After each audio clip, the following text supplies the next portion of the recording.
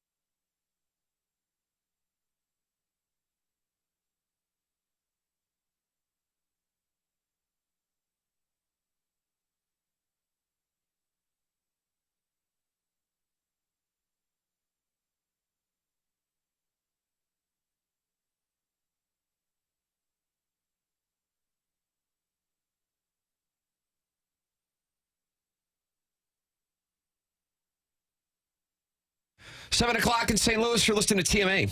It's presented to you by Brown and Crouppen, 101 ESPN. Tim McKernan, Doug Vaughn, Martin Kilcoyne, Jackson Burkett, Chairman Kurt Manning, the Collier and Thompson phone lines. Feel free to get involved on this program by texting in 314-399-9646.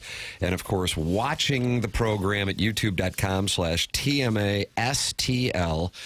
And 34 people, Doug, when I just went into the YouTube chat, were just waiting for us before we were there, and they love your vest. Oh, do they really? I like this vest. No, they don't. Nobody said anything yet, but I looked over and I thought, I like that vest. Okay, Kind of looks thank like you. a quilt that was cut in Everything you see here is for sale, Tim. Including you? Well, we'll keep that our little secret. Wow. I like. Is it reversible? Looks like it's got some plaid in there. Wow, yeah. Because you could rock the plaid. Yeah. I got what I want. I got my little vest. Doug sent a notice to the group text at about, Martin, would you say 6:45? I don't know. I saw it as a silver alert for the whole town. That was missing. He didn't know if he was going to get here in time.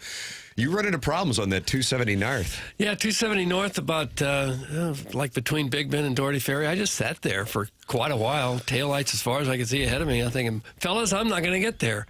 And then all of a sudden, as soon as I hit send on that text, it clears up and I'm going 60 miles an hour. I don't know what happened. I didn't see anyone pulled over. I didn't see an accident. I just don't know. Did you take the opportunity to re-listen to yesterday's program and think what you could do better today? That's exactly what I did. I did some soul searching, and I hope to improve my performance. Maybe it's AI. Maybe AI picked up on your text. You know how you Google here and it goes right to what we were talking about? Right. Maybe your phone text us went to every car that was near you and they just cleared a path. It could be. Get Vaughn to radio. Isn't it puzzling, though, that you sit there in a parking lot and then 5 seconds later there's no problems anywhere? I mean, it's full speed ahead. What happens? The number one spot where it happens constantly is going east on Highway 40 at McCausland. Every time. Really and then you get past Big Bend, there's a Bellevue exit, and then you and you just do a little bit of a hook there, and it opens right up. So cars just can't quite make that maneuver, I guess, every time. Don't they call it the McCausland slowdown? Well, I think they do. Do you lose a lane in there? No, I don't think so. It's right about where it becomes the Jack Buck Highway. And you see the sign because you're going so darn slow every single time. Worst highway, 270 or 40? We'll take your calls. I think 40 is probably worse. And they love it in St. Louis. I think so. I feel like 270 is getting heavier traffic than it once did because fewer people have to go downtown now. More people live out farther west. There's a lot of 270. Suck it, Doug. Okay, sorry, ball game. People that live south work north. So in the afternoon, that 270 south is the issue. Always. Yeah, always. But, Tim, they redid Highway 40. Remember when they shut it down? And you could they had a run on the highway. You could go for a jog. And all. They redid everything, and yet it kind of seems the same. I would love a 30 for 30, for lack of a better term, into what happened there.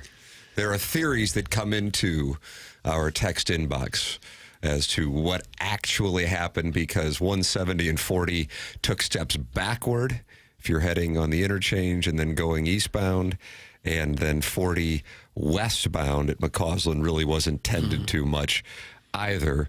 And conspiracy theories abound throughout the St. Louis metropolitan area and in our Air Comfort Service text inbox. Conspiracy theories, Martin. They fixed the overpass. Each one, it's a little dressed up now. It's got the name, Compton. You can read the name. It looks nicer. I always thought it that feels the same. I thought that was a perfect opportunity to run Metrolink right down the median of Highway 40. If you really want to make Metrolink like BART in the Bay Area. Yeah, Chicago does that. My town C.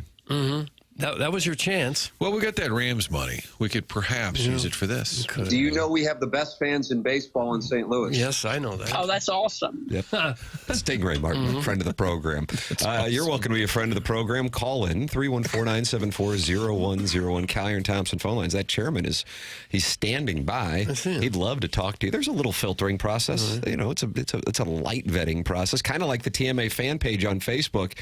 And yesterday, Jackson, I brought it up Now that many 101 listeners who didn't even know this program existed for the last 21 years are familiarizing themselves with it, now they know to give their text inbox name.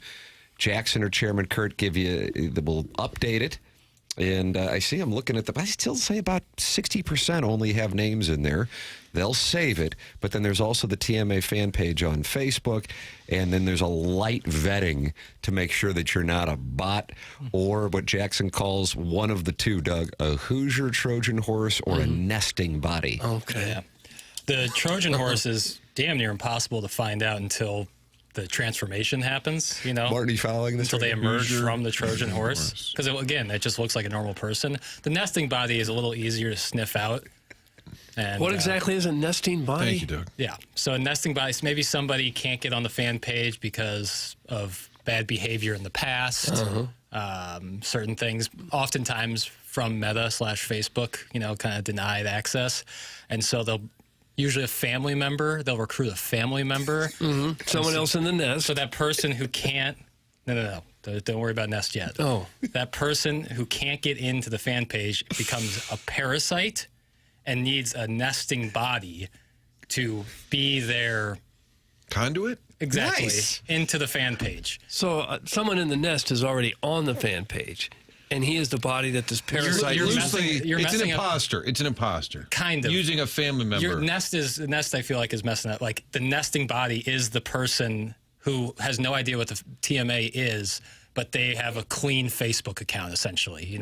Their documents are clean. Their ride isn't hot. Oh. And so...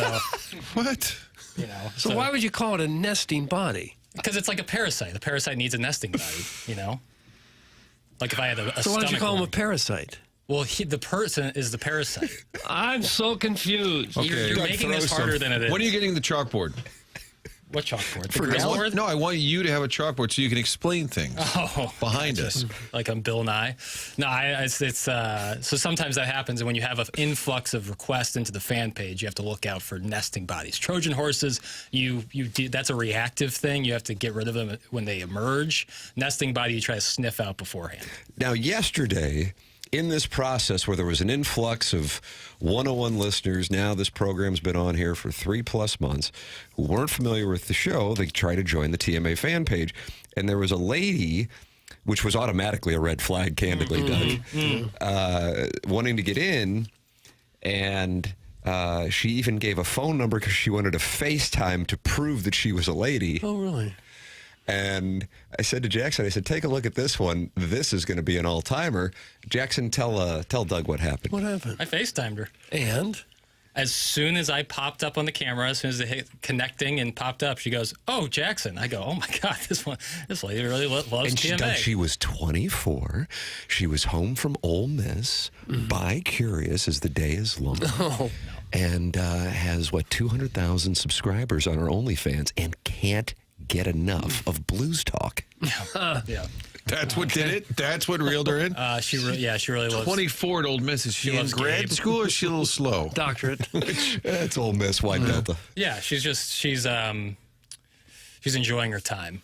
But she loves TMA. That's why she can't. Now, is this true? The 24 Old Miss part? Because now you're going true? deep. Jackson, nice. You're running a good bluff. You might take the pot It's down. not true. We don't know what to believe here. Give or take. Where are you going? You've got your coat on, Now pal. I'm starting to be confused. I could have sworn you told me she was an older lady who was... Yeah, she was older. And when you say older, you mean how old? That's Come on now. You there's know, a- over like 30, literally Doug. Probably so. Older. Over 30, under 100. So in that. And Doug, White Delta. White Delta. It's so the hard 7 to- o'clock. I can't. Just Women's to get age a is tough. straight answer. I don't know how old she is, and if I guess and it's over, then I look like a jerk. I don't Okay, wanna so do she that. was between 30 and 100. Yeah, she was very kind. She obviously knew the show because as soon as I popped up, it said, she said, "Oh, Jackson, you'd have to be really well coached to be ready for something like that." To be a nesting body? Right, because You ever theoretically, FaceTime with a nesting body, I Doug? don't believe I have. theoretically, like a parasite could have coached her up on like this, like showing her pictures of people and this, that, or the other. But I got a sense that she really loves TMA, and God bless her. You just doffed your cap. It's To himself. You have to, and now she's on the fan page, and she earned it. Sometimes you got to tip your cap, even to yourself. Well, Are you headed out, buddy? You got your coat. You look like you're about I'm to go get cold. some gas or something. They got a pea coat on. Look at you. Yeah, not bad, right? Oh, God, tip your cap again. It's a big It's a weird coat, though. Thursday. It's like meant for someone with a very narrow chest. Like I have no range of motion in my arms, but I'm a little chilly. Doug, what does this mean? Okay, what? Because now we've been briefed on nesting bodies, parasites, and Jackson FaceTiming with older women. Mm-hmm. Sod got an unconditional waiver deal. Wonder if those are available for baby mamas? That's from Please Call Me Skidman. Oh, I think they're saying he got out of his contract. Not sure why, because he had several million more coming to him. But he just was able to walk away, and I think this guy, as a baby mama somewhere, would like to walk away. Got it. All right. Boy, everybody's speaking in metaphors this morning, Martin, and it's difficult to follow. Like a player option with your baby mama? I don't know if those are made available. An opt-out clause. I saw that happening yesterday afternoon, and I thought to myself, he's walking away. He's made $57 million. Mm-hmm. And listen, lovely, quite lovely. Yeah, that's nice.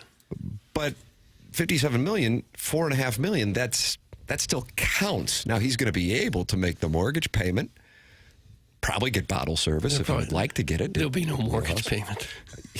But no mortgage payment. But but I guess he just wants to play ASAP, and he knew he wasn't going to play ASAP if people had to take that contract. I guess. Maybe he's got all the money he ever could want or need. Is 57.5 enough for you? Yes. Yes, it would be. Oh, you say would be. That's interesting. And he's only like, what, 34 or so? Younger. I'm about to get paid in the Escalade. Yeah. Frank.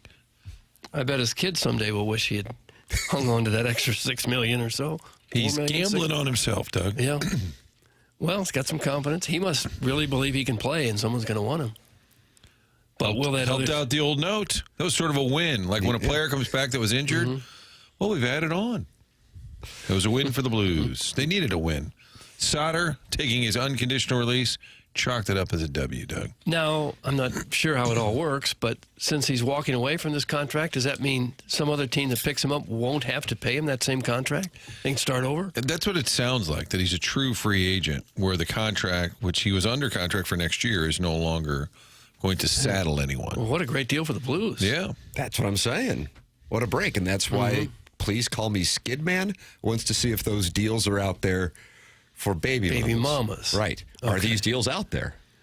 Baby mamas aren't usually the ones getting paid the extra $4 million, though, right? They might owe that much. Yeah. I heard LaRussa there just for a second. I was just pondering things. And that's how you ponder? Yeah. I also looked up Albert Pujols' career earnings.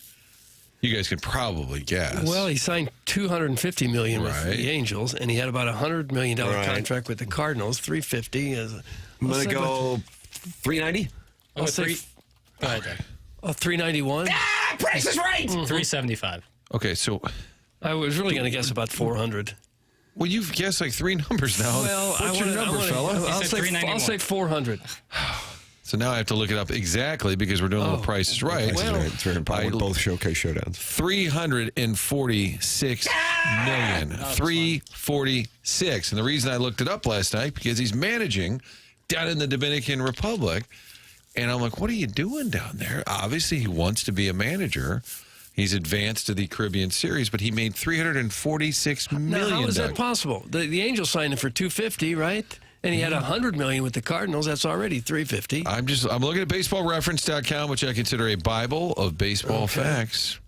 I'll go to that. Is it Spotrac? Is the other one? Spotrac, yeah. That's what it is. But how do you pronounce it? Spotrac? Oh, I thought you pronounced it different than Martin did. No. Spotrac. Okay, I apologize. They've got all the numbers. Yeah, they're really good. SPO track, Spotrac. Career earnings. Doesn't list gift cards, by the way. Just career earnings. Spotrac's got $341 million. So I agree with you, Doug. I thought he was over 100 here, plus the 250. How about this? Did anybody read? I apologize. Were you? No. I'm saying ballpark $350 million, and still managing in the Winter League. Yeah. So I'm reading this morning on The Athletic. The title of the article would not give way to that they're going to talk about Albert Pujols, but this really is what they wind up talking about. It's written by Ken Rosenthal and Will Salmon, Doug.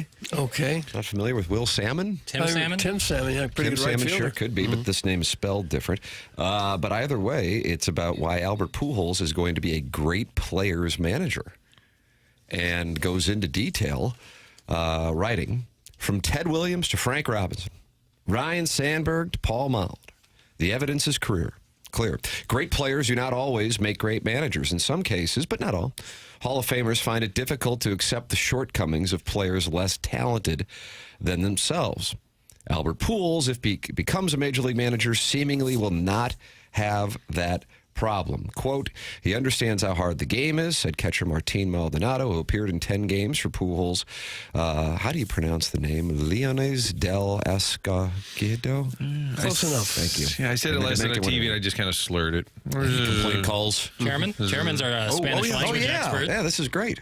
Leones de Escogido. The G is an H sound. Oh, my goodness. Kind of like Barcelona?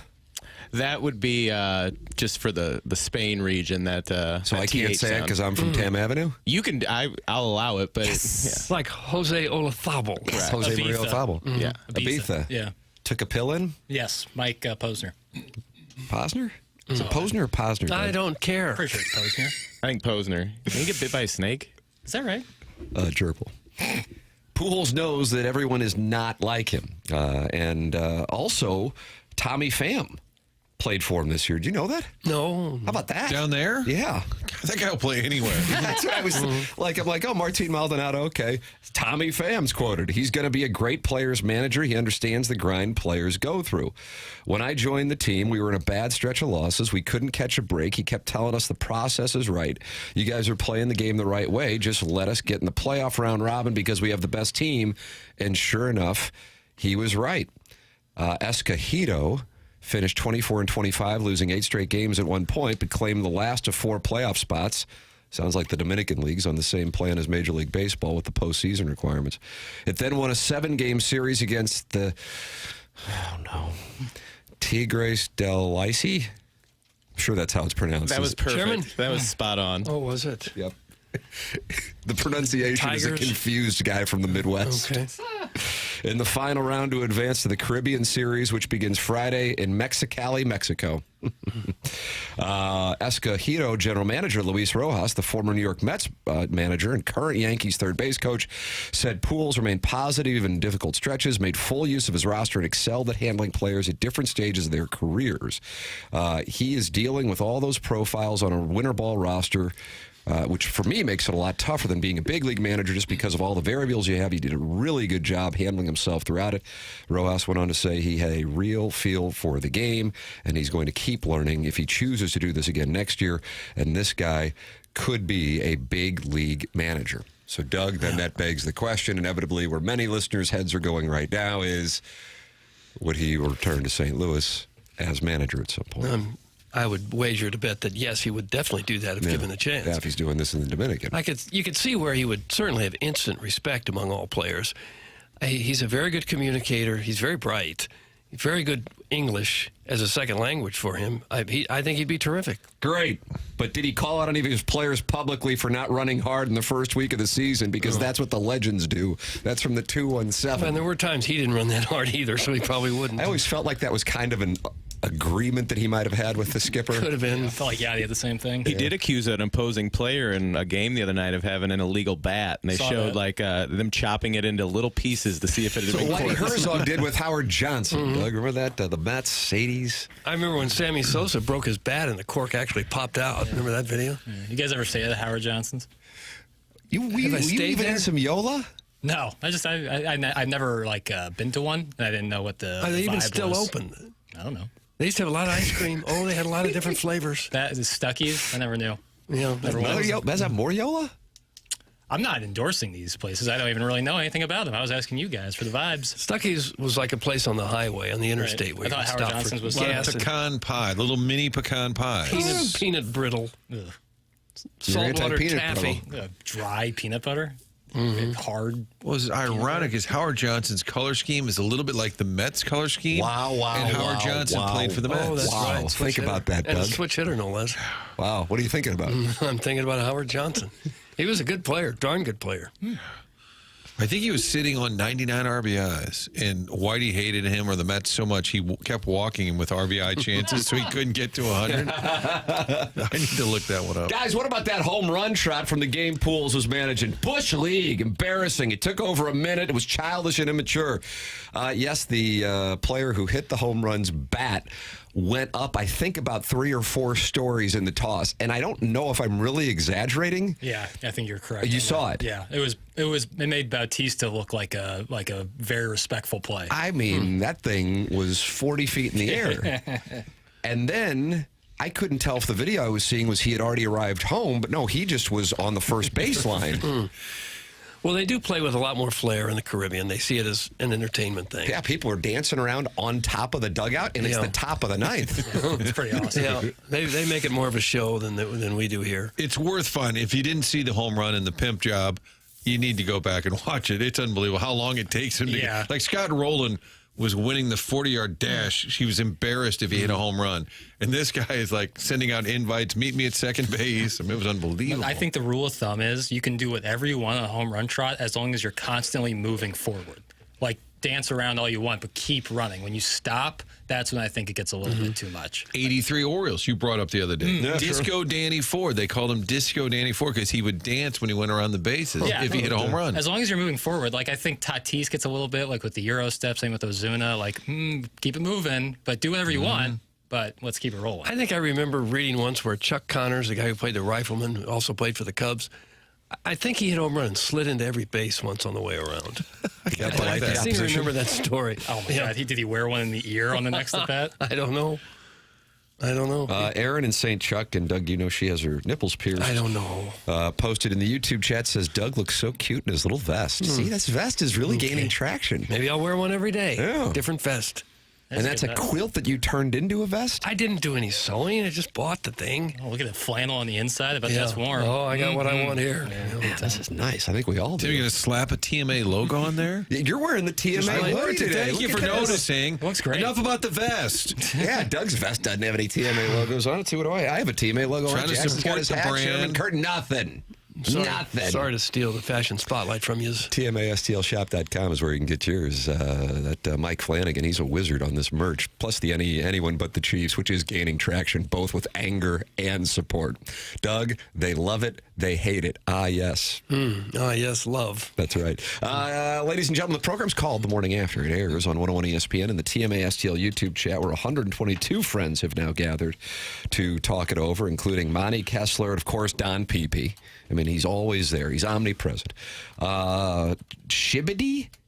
You know Shibbity? Shibbity says he stayed in Howard Johnson in Columbia, Missouri for a month. Well, they used to be very, very common, kind of like Holiday Inns were People would everywhere. live there? It was a hotel and this a guy lived restaurant there. with a restaurant next to it. They were known for their ice cream, weren't they? Like 28 flavors or 32 flavors. It's always on the sign. Moriola. Yeah. Okay. Because Ferris Bueller, he got sick at 31 flavors, and that's what they were talking about in school. The next day. Jennifer Grey. Yeah. For years, there was a Howard Johnson there on South Lindbergh, right by 44. Yeah, Van's Tavern. Is that where Sonic is now? It's on the other side of the road from the patron saint of the Peach Fuzz mustache. Yeah, there's a Chili's there now, I think. Got it. Okay, I know where that is. Aaron in St. Chuck. I just got my anyone but the Chiefs hoodie yesterday. So that material is now brushing up against the barbells. That's awesome. We have anything in a vest? Boy, you are a vest guy now. Yeah. Just makes me feel macho. Yeah. Well, I might go cut some wood when the show's over. I like that. You're a lumberjack. Boy. Is it for warmth or just for fashion? Well, a little of both, I'd say. All right. Doug looks hot. Watch on YouTube. Now more people are in there now. 136 people. Just 14 more guys go. See the vest. I got to see what's doing. Jackson's lead story in the dossier threw me off today, Martin. Gen Z workers keep getting fired. Here's why. And right before the show, I said, what's going on with this? And what's the answer to that? Sometimes I throw placeholders in there.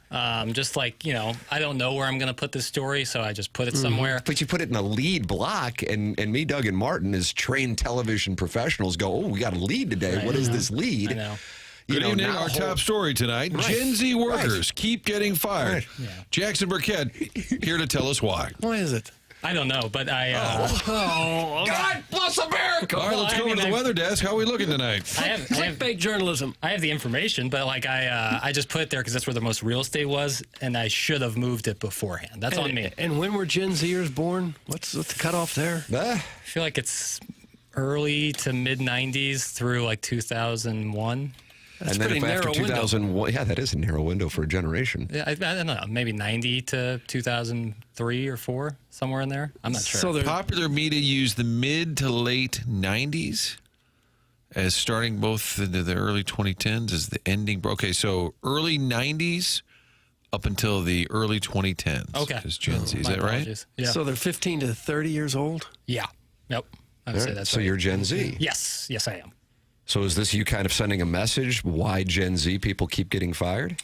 No, I just thought it was some interesting kick around and to see if the listeners in the lead. Well, in the A block, Doug, as we call it. I have said that was a mistake on my part, but I'm curious if people out there, maybe employers out there, have experience with working with Gen Z, and if their experience is like negative or positive. Here's the thing that I have observed, and that stuns me.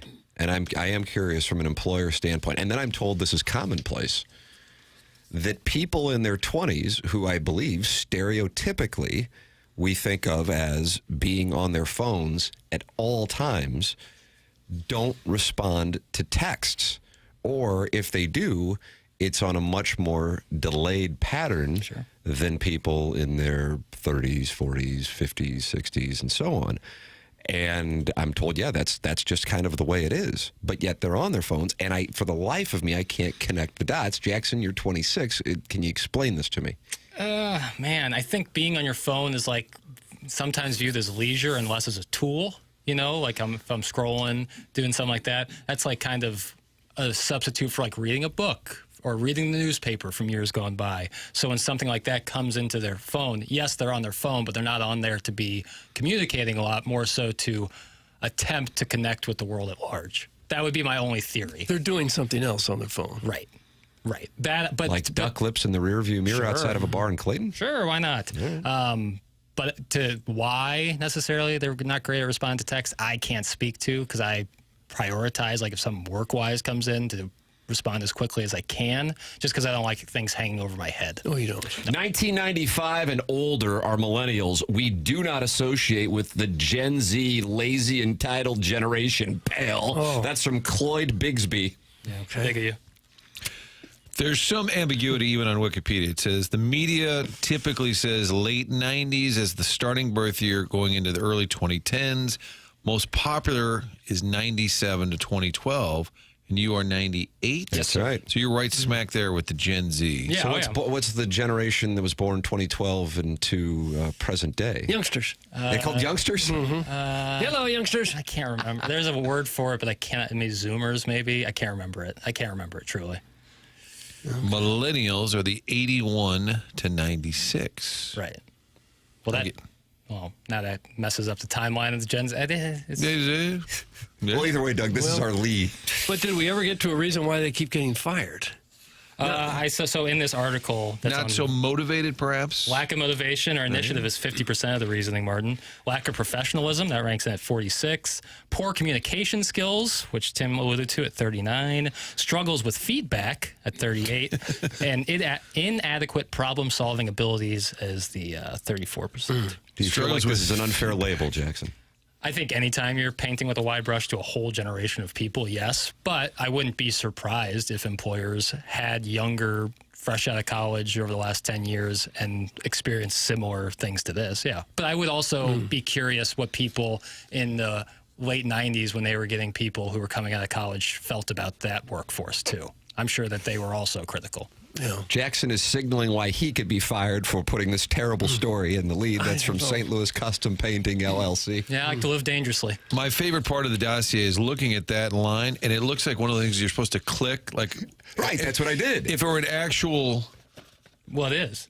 But this is a dossier, a piece of paper. You know. Okay, but you're saying you're saying the actual computer form. Right. I could click. See, I get the computer one, and I get to click on the links, and it's wonderful. That's on me. But I was like, how does this tie into our program? Yeah. And it turns out it was just a placeholder. And I still don't know what that means. No. I think it meant that the box for segment A1 was empty, and Jackson just needed something to fill it. That's what I think it means. Is that a good read? It doesn't need to fill, but it had the most space for me to fill. I didn't want to. It's about composition. If many of them are having trouble with the workforce, I suspect it's because of softer parenting, less discipline in schools, and less respect for authority.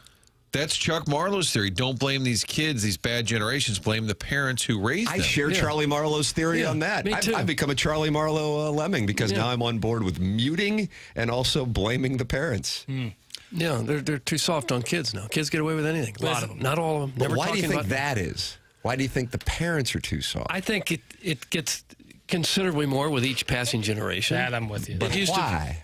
Why? I don't know. Life gets easier, I guess, as we move along through the years. Yeah. It gets easier for everybody, so you can. It used to be people had 9 or 10 kids so they could all help out on the farm. Kids were out there farming when they were 5 years old. You'd be thrown in jail if you ask a 5-year-old now to do any manual labor. I was bussing tables at 13 at Pietro's. Yeah. You think one of your kids will be bussing tables at 13? I would expect so. Doubtful. Doubtful. Doubtful. Who wants a roof over his head? As the years go by, our whole society gets softer. Our grandparents walked to school in the snow. I walked 10 miles in the snow, and now our kids are texting. Can you bring me Chick-fil-A for lunch? They certainly had it rougher. Like, my parents lived through the Depression, and my dad fought in World War II, so he wasn't much interested in listening to any little whining that I had to do. Right. And I think that's just the natural progression of humanity. As the world gets easier to live in, more comfortable, and I assume that the perception from the generation previous is these kids are softer. Manupal Eligible is a college instructor and says definitely a number of exceptions, but I've encountered most of those characteristics teaching that generation on a college campus. Doug, that's Manupal Eligible. Yeah. Friend of mine, a business owner, he said he'll have jobs available. Hardest thing is to get people to respond, to actually show interest in the job. Then he'll interview them, which maybe half of the people that say, I'll be there Friday at 2, only about half will show up. What the hell? For the actual interview. And he said, then when I offer them the job, many just turn it down. So you go through and this is a pretty good company, and you go through these stages. Nobody wants to apply. The ones who do set up the appointment, don't show up for the appointment, and the very small that show up for the appointment and then eventually get offered the job, don't call back, don't respond. No. It's unbelievable. Yeah. Do your job. Show up. Millennial employer here. It seems like the younger generation is less self-reliant and requires a lot more hands-on training and coaching instead of taking the initiative to get things done. That comes from Doug's fashionably warm nipples. Well, we've got a whole generation that's grown up playing on the computer, playing video games, looking into a screen, and if you ask them to do something else, a lot of them probably aren't prepared to do that or not comfortable doing that. Just as my generation isn't very comfortable getting on a computer and doing a bunch of things, the opposite is true now of the much younger folks. They're very comfortable with a computer. Get them away from that, and not so much. The lipstick lass, who we actually do know is a female, and I believe she's a teacher. She said, in schools right now, most infractions have absolutely no consequences, either at home or from school administration. Yeah, that's absolutely true. You can get in brawls, fights, say anything to the teacher. They don't expel you anymore. Heaven forbid they do that. And if you call the parents will say, well, what did the teacher do wrong? Used to be whatever happened, it was your kid's fault. If you got in trouble at school, you were going to get in more trouble when you got home. Now you get in trouble in school, and there's a parent up there complaining about the teacher. Get the principal fired. Yeah. Chairman, what was your experience with parents? I know you bartended for the families, but... Chairman, for the record, a former teacher. Yeah, I don't love to paint with an extremely broad brush either, but there was a lot of that, and one of the biggest problems I had in my school that I was in was... There was no accountability. There was no... My principal made it a point that he didn't want to be punitive for anything, and I think there's a lot of truth to what the lipstick glass is saying. Lipstick glass says Doug is spot on. How about that? Doug, there's an alliance for me. If you let the kids rule the roost at home, they're going to want to rule the roost their whole lives, wherever they go. If they've always gotten their way at home, and sassed off to their parents or the teacher or a police officer if they run into them, then that's all. They're not going to change just because they hit 21 years old. And I agree with that premise. My question, and I realize we just might not have an answer to it, is why parents allow that and why, say, our parents did not allow that. I mean, I can still picture my dad's eyes opening wide if one of us would have said something, and then his face turning red, and then we're just running for our lives, Jack. Well, there became I got a little Danny DeVito Taxi in my head. It was just considered bad form to ever seriously discipline your child, to spank them or something like that. You know, if you spanked a kid in public, heaven forbid, you'd hear from the Division of Child Services the next day. And in the education industry right now, social emotional learning is a big buzzword. So there's a big emphasis on like thinking through what you did and how did that make little Johnny feel, and there's no consequences. They're trying to just process through this mentally, which isn't the worst thing in the world, but I also don't think there's anything wrong with some consequences for actions. I'm the lipstick lass's brother-in-law, and I am a school administrator, and she needs to shut her mouth with that nonsense. That's from KG Seckman, second baseman. Boy, it's going to be awkward at Christmas dinner. But Lipstick Lass's brother-in-law is not happy with the Lipstick Lass who's aligned with Doug and Chairman Kurt. And also is apparently your second baseman. He was. You know this guy? I do, yeah. Oh, wow. And he's in education, too. And he doesn't want to punish any of the kids for anything they do? I don't know his philosophies, but, you know, I think that's a big detriment to these kids growing up. Good luck. If you don't have to face consequences for your action, you know, you're going to create a society full of hoodlums. Gen Z here. It's 100% a parenting issue. A lot of kids my age and younger grew up getting everything they wanted because their parents didn't know how else to shut them up. It's just a severe lack of discipline. That's from the 618. Yeah, that's what it is. And I think some of the parenting decisions are based on just reducing your headaches. Okay, all right, go play that stupid video game. Just give me a break. I'm too busy. Maybe 2 jobs to keep the mortgage payment going. I'm too busy. Jackson, when you hear this, and I know you don't like the wide brush thing, and then you're 26 years old, what do you think when you hear this conversation? Be honest here. Sure. My upbringing was not anything like what... Your father was in administration, education. He was a middle school principal. My mom... He's a wonderful gentleman. Yep. Your mom's a wonderful person, too. Yeah, no BS. I'm not just saying this. That's the truth. If you need a ride in the snow, call Jackie's dad. Jeffrey B. will come get you. Well, let's talk about just in general. What do you think? In general, yeah, I get what people are saying. I do think it's because of, like, you know, people are like, well, you don't have discipline because you just let your kids watch TV or play video, because it's so accessible and so easy, and it does distract and focus them in and this, that, and the other. And yeah, I think that there are probably some disciplinary issues when it comes to that with schools, especially. Yeah, that was definitely the case where you'd see kids do stuff that was really bad, and they would definitely not get kicked out of school. But I think schools are in tough positions because people are sue happy, and the last thing a public school needs is a lawsuit on their hands, you know. And so if it's to the detriment of society as a whole down the road, that could be the case.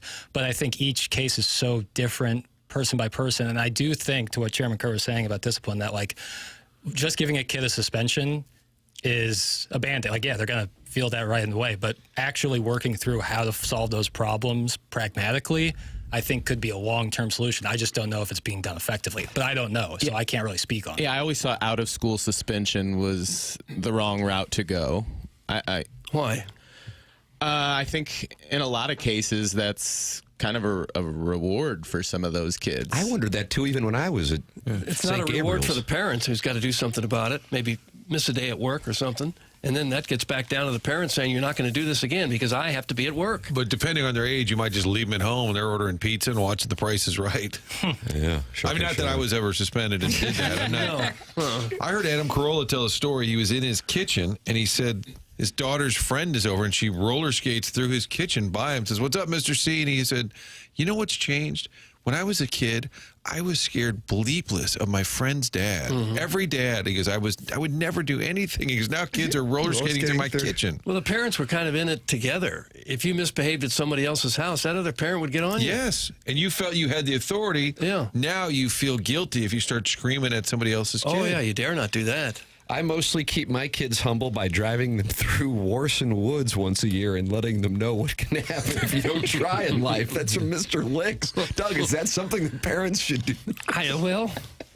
Probably not in Warson Woods. There are places you could make that drive and scare them a little bit. Warson Woods would not be one of those places. I enjoy this text. What am I listening to here? The View? We've all got a coffee mug. And I have to tell you, I don't know if we've had a topic getting more engagement in the 3 months we've been doing the show on 101. So, Jackson, guess what? You win. You had the right lead. Yeah, I'm a little newsboy.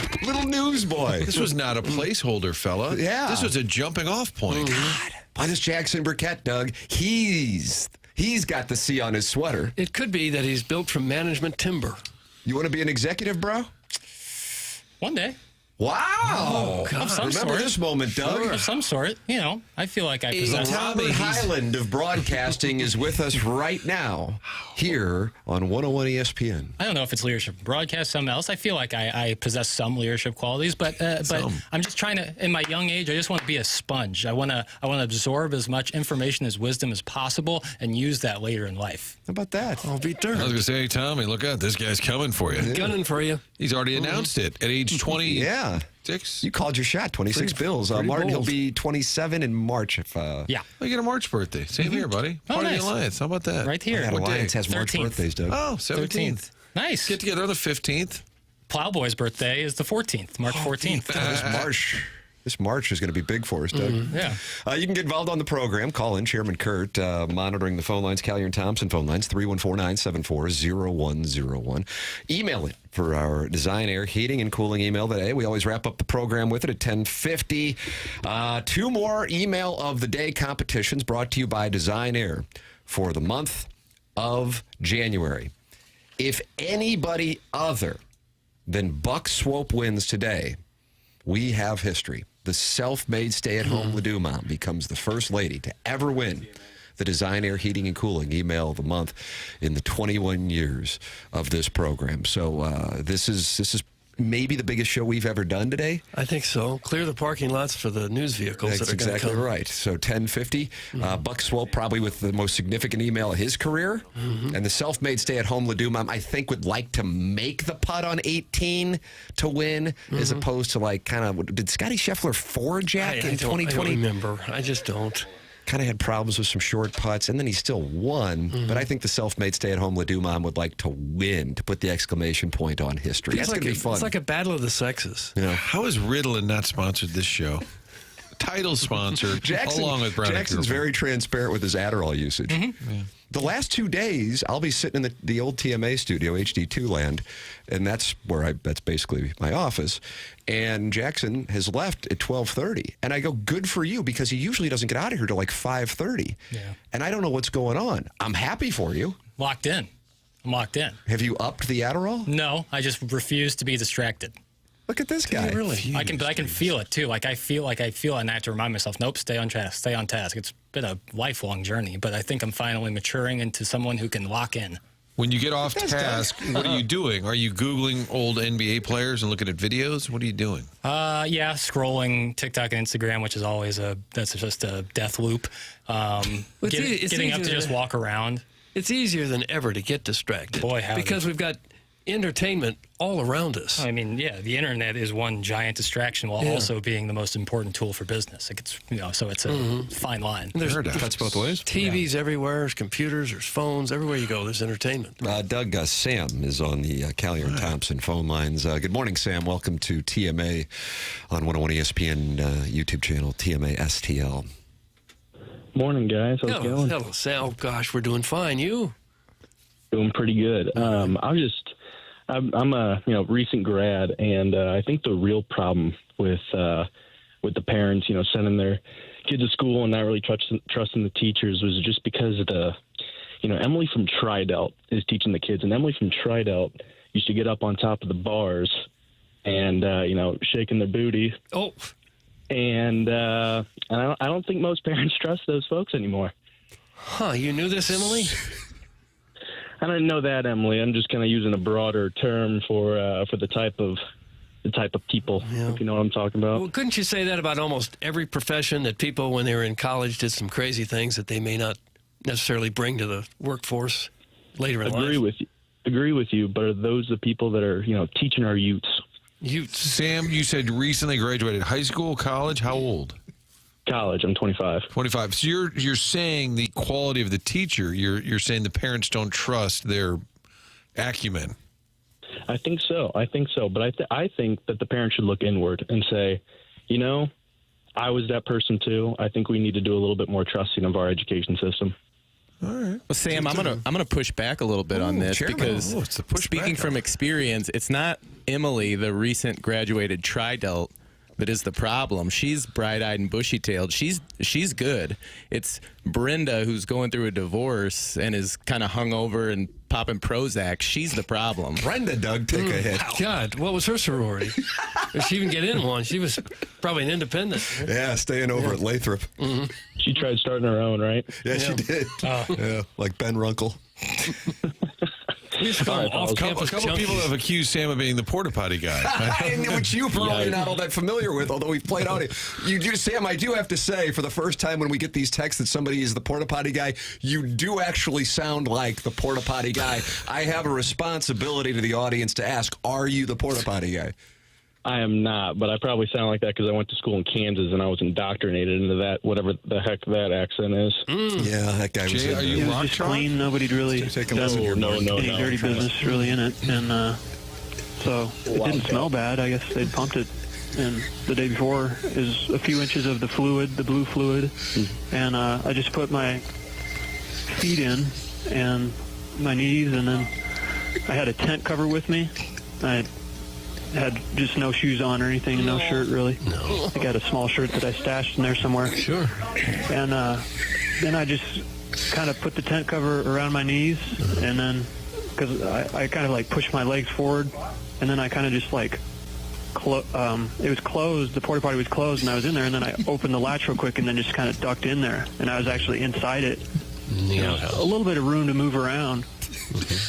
Sam, so for the record, that was not you. Yeah, for the record, that was not me. All right, Doug, there it is. I think that he was under oath, too. Good to know. Sam, thank you very much for the phone call. Emily from Tri-Delt and Brenda from Lathrop Dormitory, all taking shrapnel here on TMA. Appreciate you guys. Have a good day. Thank you, Sam. Thank you, very professional, yeah. He had his observations. We respect it. Very active. Air Comfort Service text inbox on the topic, and youtube.com/TMASTL, where 181 friends are gathered watching the program. youtube.com/TMASTL is where you can watch the show, check out our wonderful merchandise, and Doug's wonderful blue vest, which you can get at TMASTLshop.com. Ladies and gentlemen, the program's called The Morning After, and it airs on 101 ESPN and the TMASTL YouTube channel.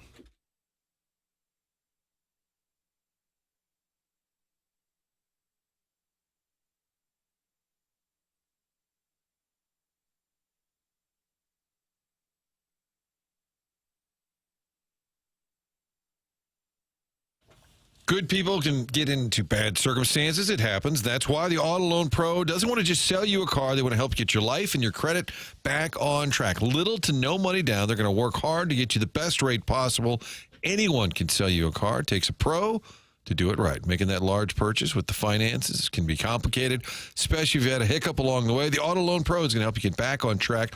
Here's the deal. Go to the website, autoloanpro.com. They've got a playbook on there. You can download that playbook. It's free. It's going to explain to you the whole credit process, how it works, improve your credit along the way, in addition to working with over 50 lenders to help you get the very best financing. It's pretty simple. There's only one thing you need to know, and that is to choose the Auto Loan Pro. Autoloanpro.com is the website and learn more about the entire process. Get your credit back on track, get a new vehicle, get the best rate possible. Autoloanpro.com. They are part of the Lita family.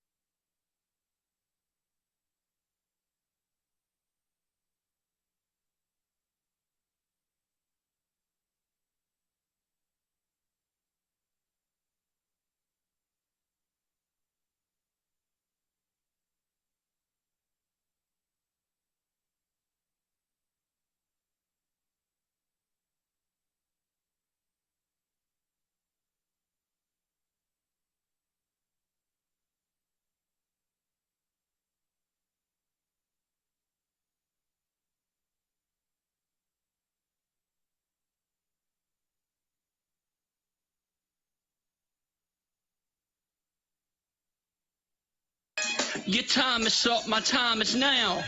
You can't see me, my time is now. It's a franchise, boy, I'm shining now.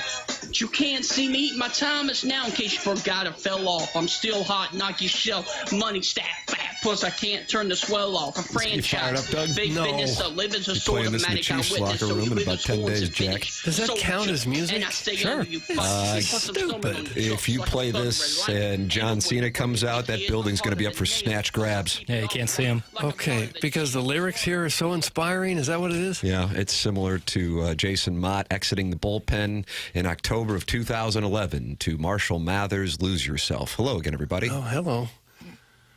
All right. I'm just come to grips with the fact there are some things I'll never understand, and that's one of them. Ladies and gentlemen, some people don't understand what the Cardinals are doing this offseason, and one of the things that they're doing is nothing.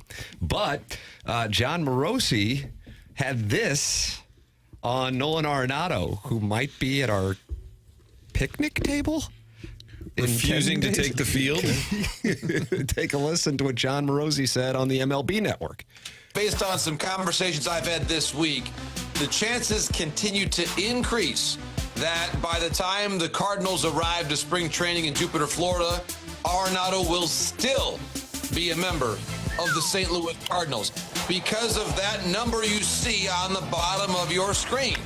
Owed $74 million over the next 3 seasons.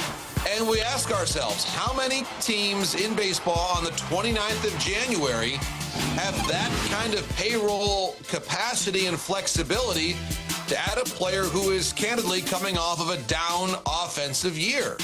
And especially with Bregman still out there as a possibility for any number of teams. And I heard Robert mention the Yankees earlier, the Red Sox, the Tigers. All of these teams have been linked to Bregman at different points. The longer this thing goes without Bregman having resolution, I have a hard time finding Arenado a spot as to where he's going to land. I know I had been told at various points in the wintertime that the Mariners had some interest.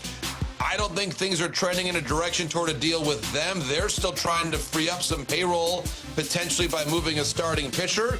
The Yankees, I don't believe, Robert and Harold, that there's anything hot there.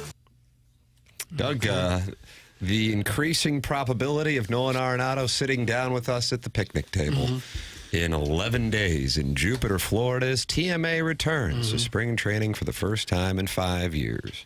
Well, I would say that is absolutely true as the days tick off, and we're, less than 2 weeks away now. Every day that goes by, the chances are greater that he's going to be there. And if he is, and if he plays the whole season with the Cardinals, is that really the worst thing in the world? They've got the money to pay him, I think, and he'd still be the best player they got.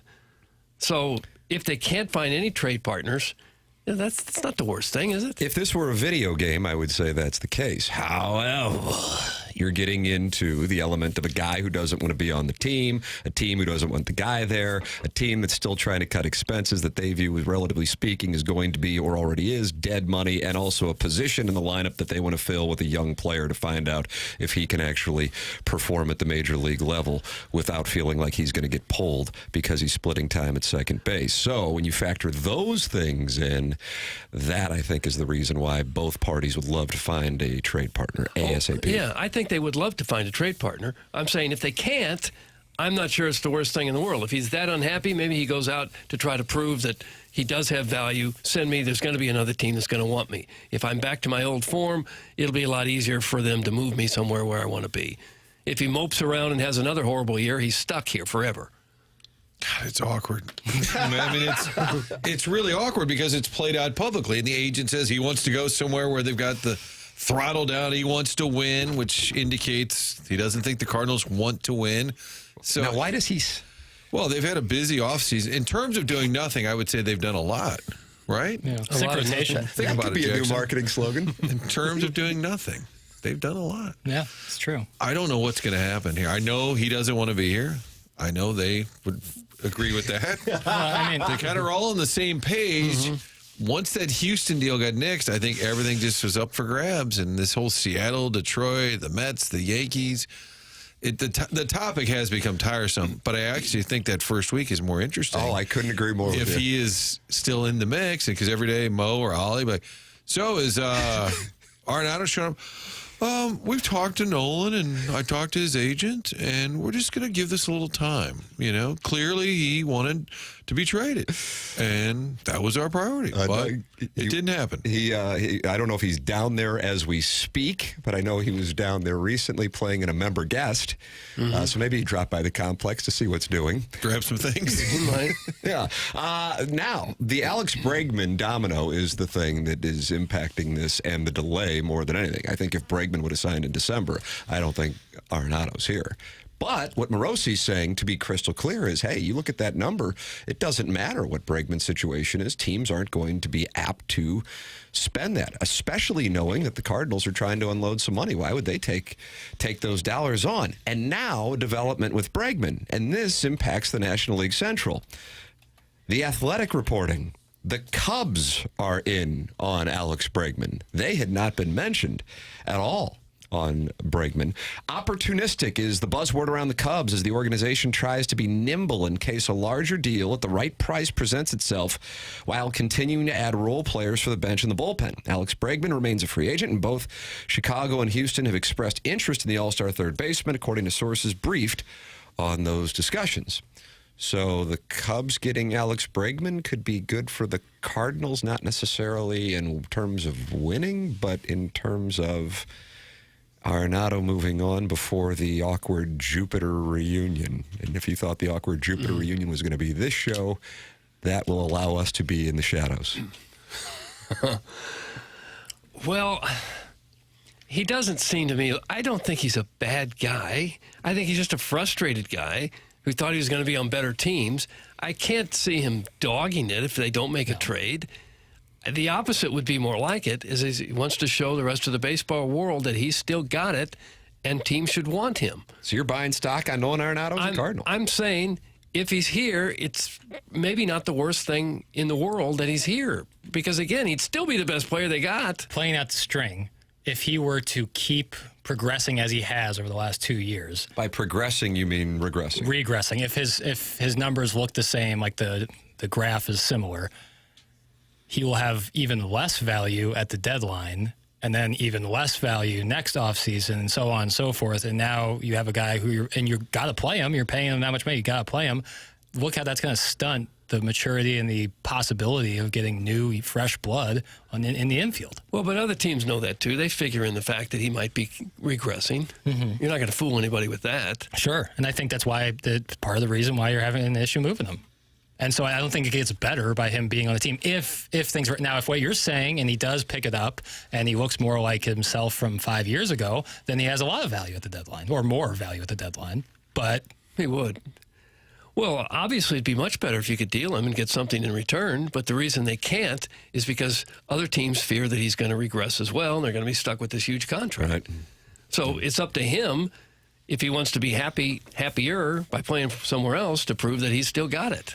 Arbor Day still has it, one texter of the year in 2023 and 2024, and says, I know it's unlikely, but man, I hope he signs elsewhere and finally shares what Mo told him on that California visit. And I believe that was 2022, if I'm not mistaken, when he at least, they met in Orange County. Mazalek flew out there. Right, in between the 22 and 23 season. Yeah. The stick around conversation. It's worth your investment in us. Stick around. Jackson, you posed the question in the dossier, which is getting rave reviews after we questioned the Gen Z workers keep getting fired. Here's why. Let's time travel back to 2023. Doug, you good to time travel? Yeah, sure. Let's do some traveling. If the Cardinals were able to deal Arenado at the deadline and got young pitching talent and prospects back for him, how much better off do you think the team is, both from a baseball standpoint, from a messaging to fan standpoint, about the direction of the club? Now, if we go back to the July 2023, the idea of Nolan Arenado getting traded was so unpopular that the report that came from the Los Angeles Times was deemed to be false, fake news. One of truly, in my time doing radio and television in St. Louis, one of the more confusing sets of circumstances, certainly not one of the biggest stories, but just one of the more, I was just like, why wouldn't people believe this guy? Because it was so mind-blowing that Arenado would want to be traded. So the Cardinals in the short term, I think, would have caught a lot of hell from fans if they would have traded Nolan Arenado at the time. But I guess it goes without saying that considering where we are in nearly spring training 2025, that all parties would like to have that one back. But that's, of course, with knowing information on, you knew 2023 wasn't going anywhere at the deadline, but also 2024, both as a team and Arenado's regression. Yeah. So you don't, of course, have that information when you're making that decision in July 23. For sure. But like, think about that now. Like, that would have been a prudent move on the front office when people look at it, especially with what was being theorized the Cardinals would get from the Dodgers. And that would give confidence to the fan base that the front office has some sort of handle. They're being proactive in some way. Which is why, going back just in a general point that takes Arenado out of the conversation, I never get why an organization, but the Cardinals have really been guilty of this over the last decade, more so than I think many in baseball, of kind of like staying in the middle lane and not choosing a path. So for the life of me, I don't really get what the point is of having some of these veterans with big contracts, unless you just can't move them, and so you got to spin it into he wants to be here, on the roster this year if the whole goal is to give younger players opportunity. Right. Pick a lane. And at this point, by the way, as I think we talked a little bit about last week, the Cardinals are in a position, because they're in a division where the Cubs have a win projection of 86.5, yet they're even money favorites to win the division, that they aren't that far from competing in the National League Central, not because they're so great, but because the division is so weak. I cited that Albert Pujols article earlier on in the show where they were raving about his managerial skills. Well, also in that article, there is confusion as to what the Brewers, who have won 3 of the last 4 National League Central division titles, are doing this offseason. They've only acquired 2 randos, and they just let Wade Miley go to the Reds when Wade Miley was clear that he wanted to pitch for the Brewers again this year. And so they're going, what are the Brewers doing? Yeah. The Pirates are always screwing around in the corner by themselves, and God bless them. That's some people's kink, and we don't kink shame. Nope, I do. But the Pirates are a kink? Yeah. And I kink shame. Yeah, their kink is being berated by other baseball teams for the last 3 decades. Yeah, big sub. They love being just berated. That's their kink. They love having a beautiful ballpark and welcoming people over to beat them. It's kind of like a guy in Ladue. Yeah, exactly. But in this particular case, this situation, the Cardinals aren't that far from being in the mix. So yes, if it does wind up somehow that they bond in Jupiter, having Nolan Arenado around and he's motivated, be wonderful, because it's not like there is a Dodgers or Braves or Phillies or Yankees or whoever you would cite in the division where you go, well, they can't possibly catch these guys. Right. In a way, like if you had a sick team like that, it might be better for the overall health of the club because it would force their hand to more pick a lane. When the highest win total projection is 86, you're kind of never out of it. But for the purpose of what the organization's mission statement was, it doesn't match up whatsoever. And, of course, they have done 0 this offseason. Your thoughts are welcome on the topic, youtube.com/TMASTL, and by calling in the Callier and Thompson phone lines, 314-974-0101. James Carlton, 410 5-star reviews, and they're not just stars. People post about their experiences. This one just 2 weeks ago, I received excellent services with Mr. James Carlton, State Farm team. When I called the office staff, they're so professional. They always answer my questions that I might have. I had to get my car towed. I called them, and they came right out to see about me.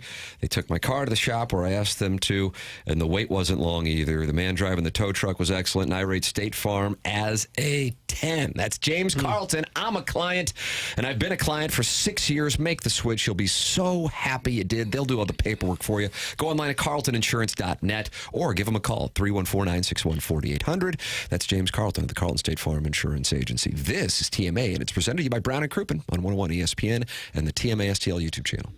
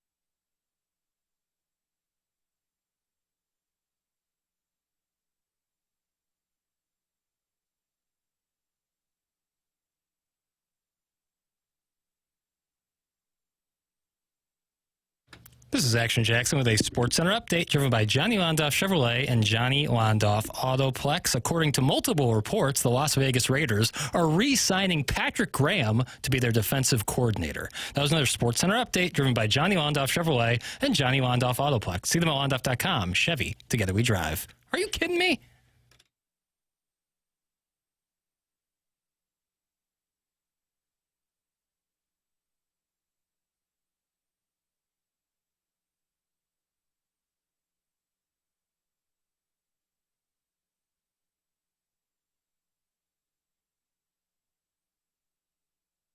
Welcome back to Morning After, 101 ESPN. Bernie Federko going to join us in this segment. Blues back in action tomorrow night in Denver. Looking forward to getting Bernie's perspective on what has transpired over the last 48, 72 hours with the organization.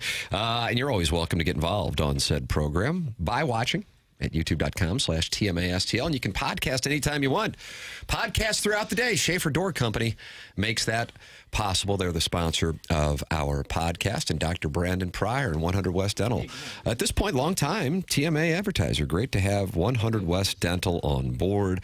And I would tell people this. I understand most people do not look forward to going to the dentist. Dr. Brandon Pryor and his team at 100 West Dental understand that, and that's why they have started to change the game. Number one, you walk in there and you go, this is a dentist's office? You'd never believe it. It's right off Manchester in Baldwin.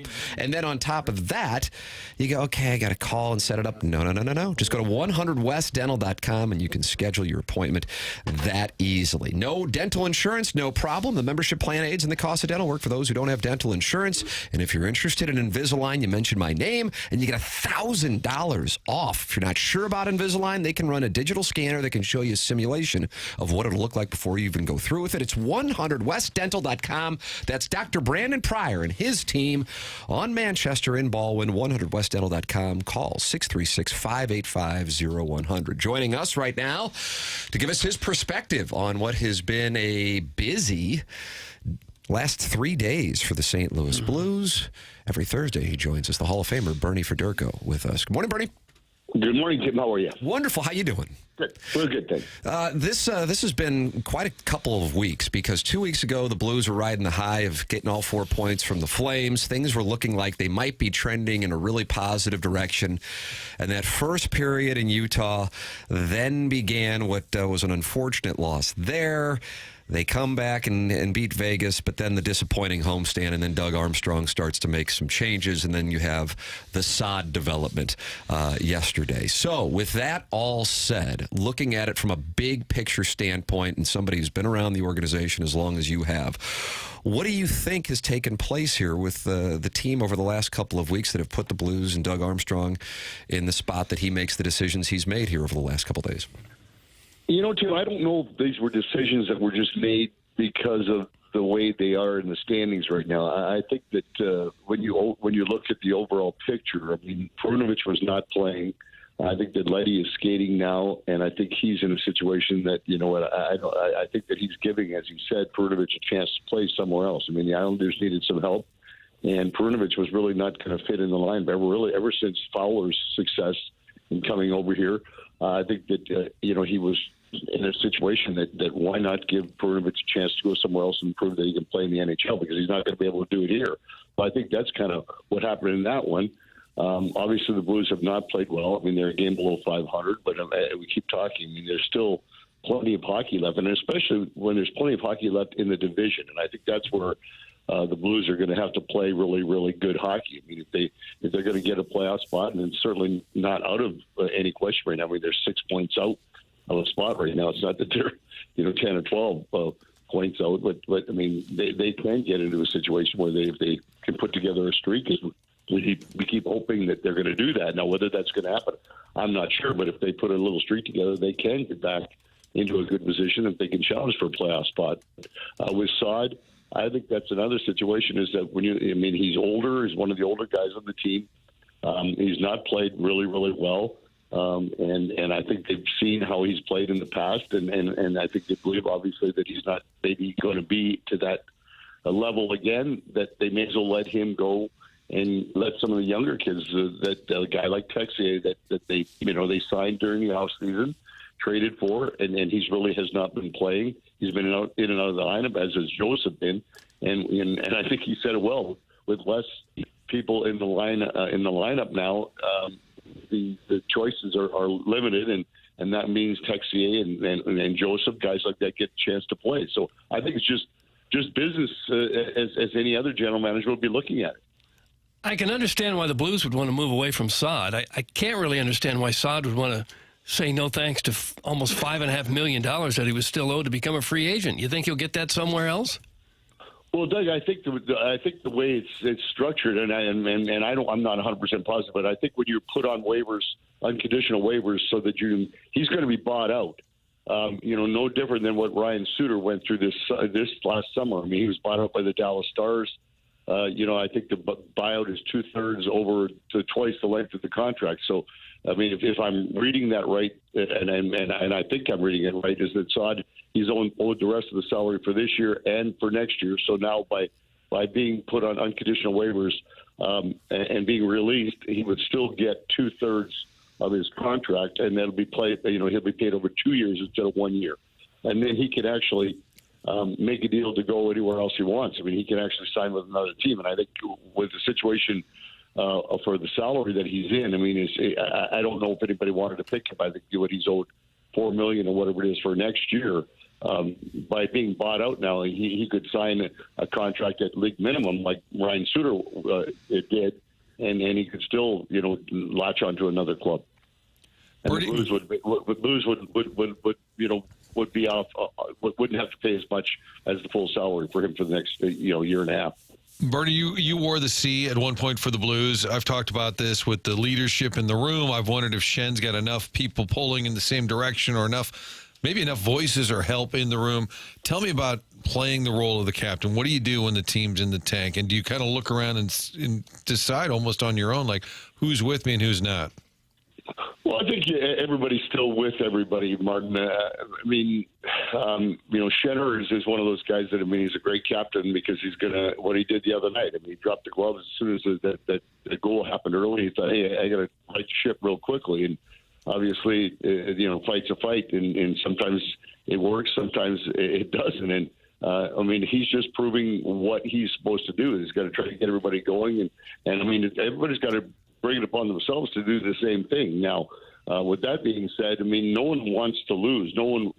You get paid to win, and when things aren't going well, I think it's not near as fun. I think that Holloway said it best. They got to get back to just trying to have some fun. When you're losing, it's not fun. You go to the rink. You're depressed. It's just practices or a drag. It's everything just compounds, and it's just not fun. And I think what you have to do is you got to put that away. You're getting paid to play a game, and when it's fun, it's easier. When it's fun, you're winning usually, and I think that this team is capable of winning beating lots of teams out there, and I think that's what that has to happen. I think they have to get it amongst themselves and said there's teams out there that it's not going to work if they don't beat them because they're better teams than us and other teams. And when you're better than somebody, you better darn well win.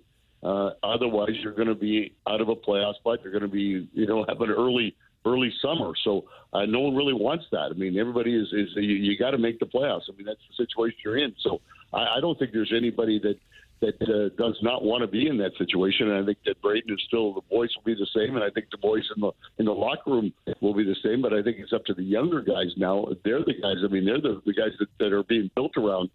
They've got to come up with better efforts, and they've got to do more things to make this team win.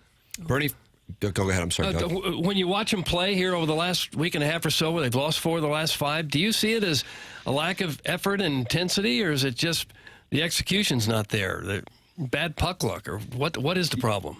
Doug, it's more execution than anything. The effort is there. When you look at the games, if you look at the game against Dallas, Dallas got the lead after, and again, there was a power play goal. That's one of the issues the Blues are having a real trouble with special teams. They keep giving up, power play goals against them, and 5 or 6 straight now that they've given up a power play goal against them. The penalty kill has got to be better. But when you look at that game against Dallas, the Blues really controlled the second and third period. They just couldn't score. I mean, sometimes you're just not finishing, and they've got to be better with finishing. And I keep talking about getting the save at the right time and scoring a goal at the right time. And they're not scoring a goal at the right time by any means. I mean, you lose 2-0, you only score one goal in the next game. I mean, you've got to score goals in this league.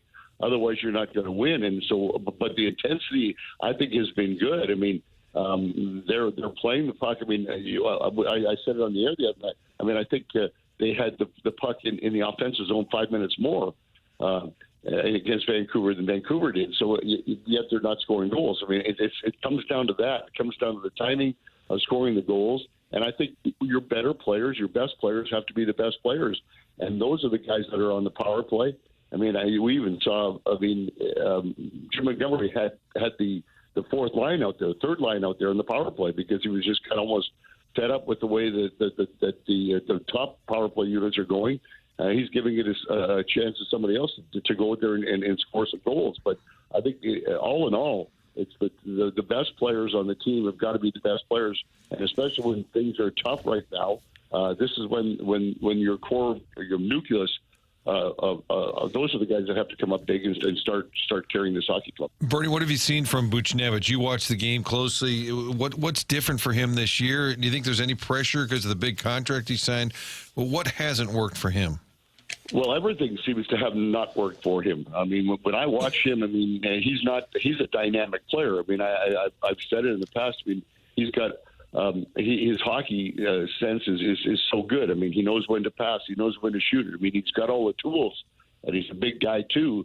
And he's not afraid to use the size that he has. So, I mean, for whatever reason, I mean, Bucci's not playing the way he has played over the past 2 or 3 years now. And I don't know if it's the contract. I mean, you wouldn't think it would be the contract, but I mean, I don't know well enough from talking to him or from watching him whether or not the experiment putting him at center for the first 2 or 3 months, I don't know if that changed the way he played for a while, and maybe he has not got back to being the winger that he was before.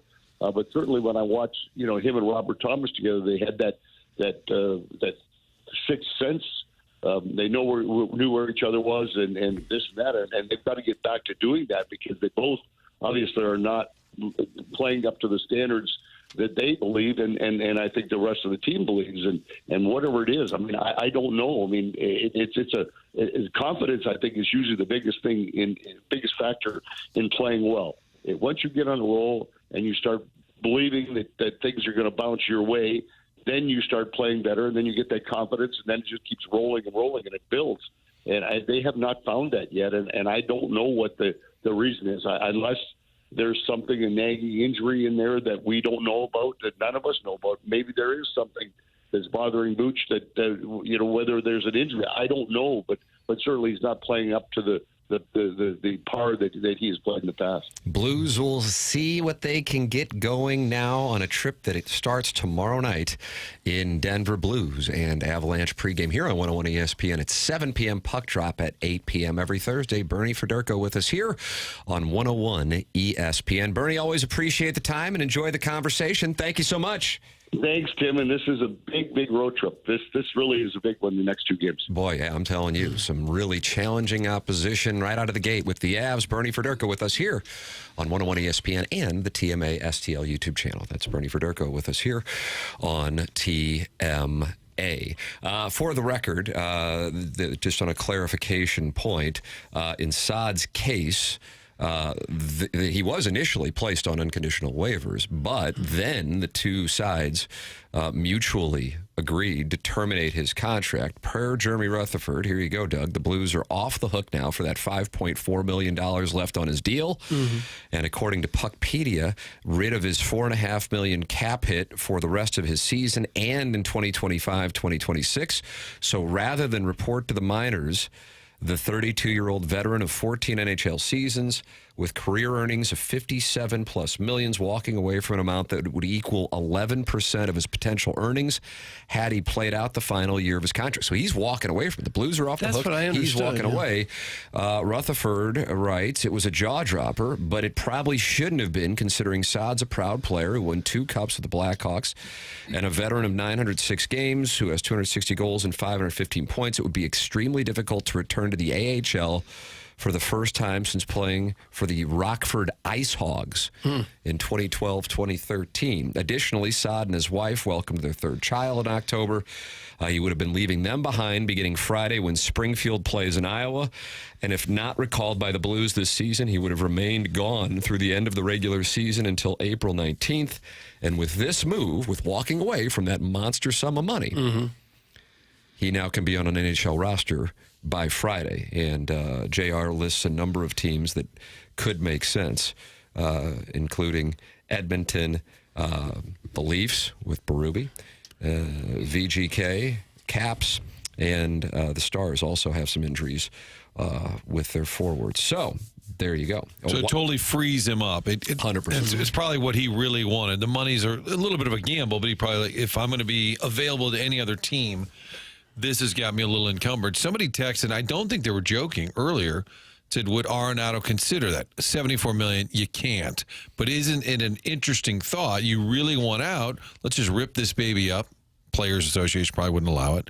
But where he could just now say, hey, guess what? I'm a free agent. Boy, what a moment that would be. Wouldn't that be? Like that I don't think anyone in their right mind would do that. Because when the Saad thing came across yesterday, I was back in the TMA studio, and I immediately started texting with some people. I'm going, I just want to be clear. He's walking away from $5+ million. I just want to make sure I'm understanding this correctly because it's so, and yes, and I don't know how fans view it. Maybe it's not a large percentage view it one particular way. But even if you've made $57 million, $5 million still counts. I don't know when it doesn't count, but I mean, it's still material. Just think about whatever your, current situation is and take away 11% from that. I mean, that is guaranteed to you. So that is what the decision was. And it's a huge break for the Blues. It also speaks to their situation and the contracts that they have. The teams don't want any part of it. And now Saad is going to be able to go play for a prorated amount of the league's minimum, which is $775,000. I would be shocked if he's not on an NHL roster, but teams weren't going to pick up that deal for the remainder of this season and next year in that cap hit. His agent may have told him that we can get you on another team. There's no reason to go back to the minor leagues. I could see how he's proud. He's been to the mountaintop twice with the Blackhawks. He's made more money than he can spend probably the rest of his life. And leaving a wife with a new baby to go play minor league hockey is just not in the cards for him at all. I asked JR, I texted him and said, how often does this happen? And he said there was only 3 they could remember, but something prominent. Patrick Berglund walked away from $13 million when he left the Blues. I forgot that the number. Mark McGuire walked away from a lot of money, too. Wasn't it $15 million that he said no thanks to? When he faxed Rich Eisen that he was retiring. That's exactly right. Your thoughts, welcome, 314-399-9646. You can call in. We'll go to the phone lines. Collier and Thompson phone lines coming up here on TMA. And email in for our Design, Air, Heating, and Cooling email today, the morning after at InsideSTL.com. If anybody other than Buck Swope wins today, the self-made stay-at-home Ledoux mom becomes the first lady to ever win the TMA Design, Air, Heating, and Cooling email of the month. And this is going to be something else at 10:50. Martin, are you going to stick around with that kind of history on the line? I think I'm going to let Dan Marshall come in and kind of run the press conference. That'd be smart. It's kind of his deal. That's his specialty. Ladies and gentlemen, you're welcome to participate in the program so many different ways and watch the show where they're raving about Doug's vest in the YouTube chat, youtube.com/TMASTL. This is the morning after. It's presented to you by Brown and Crouppen here on 101 ESPN.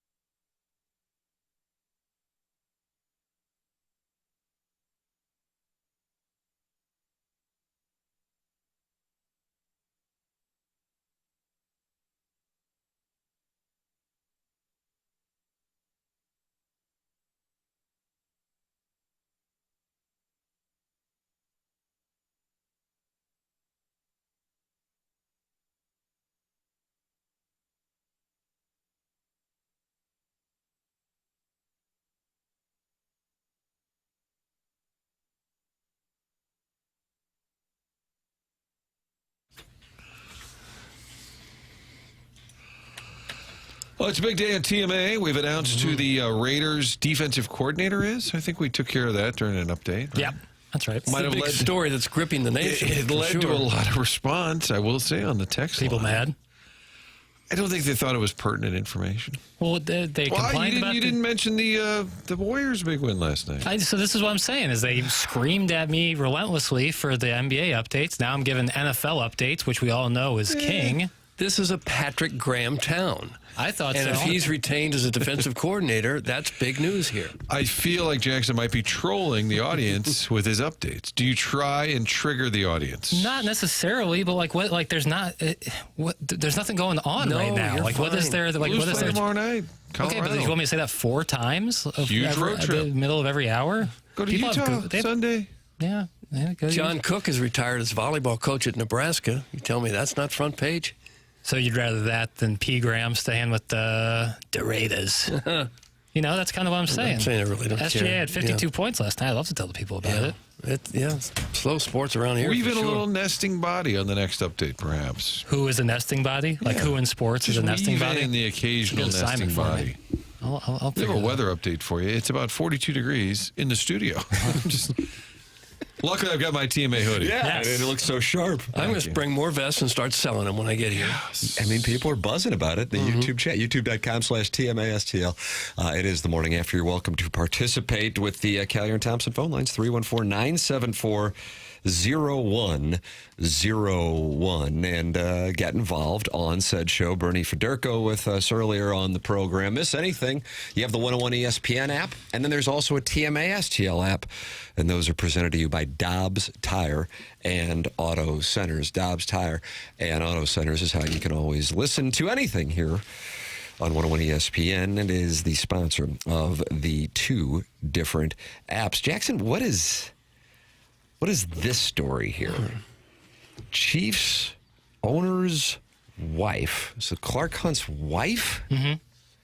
Okay. What's she done?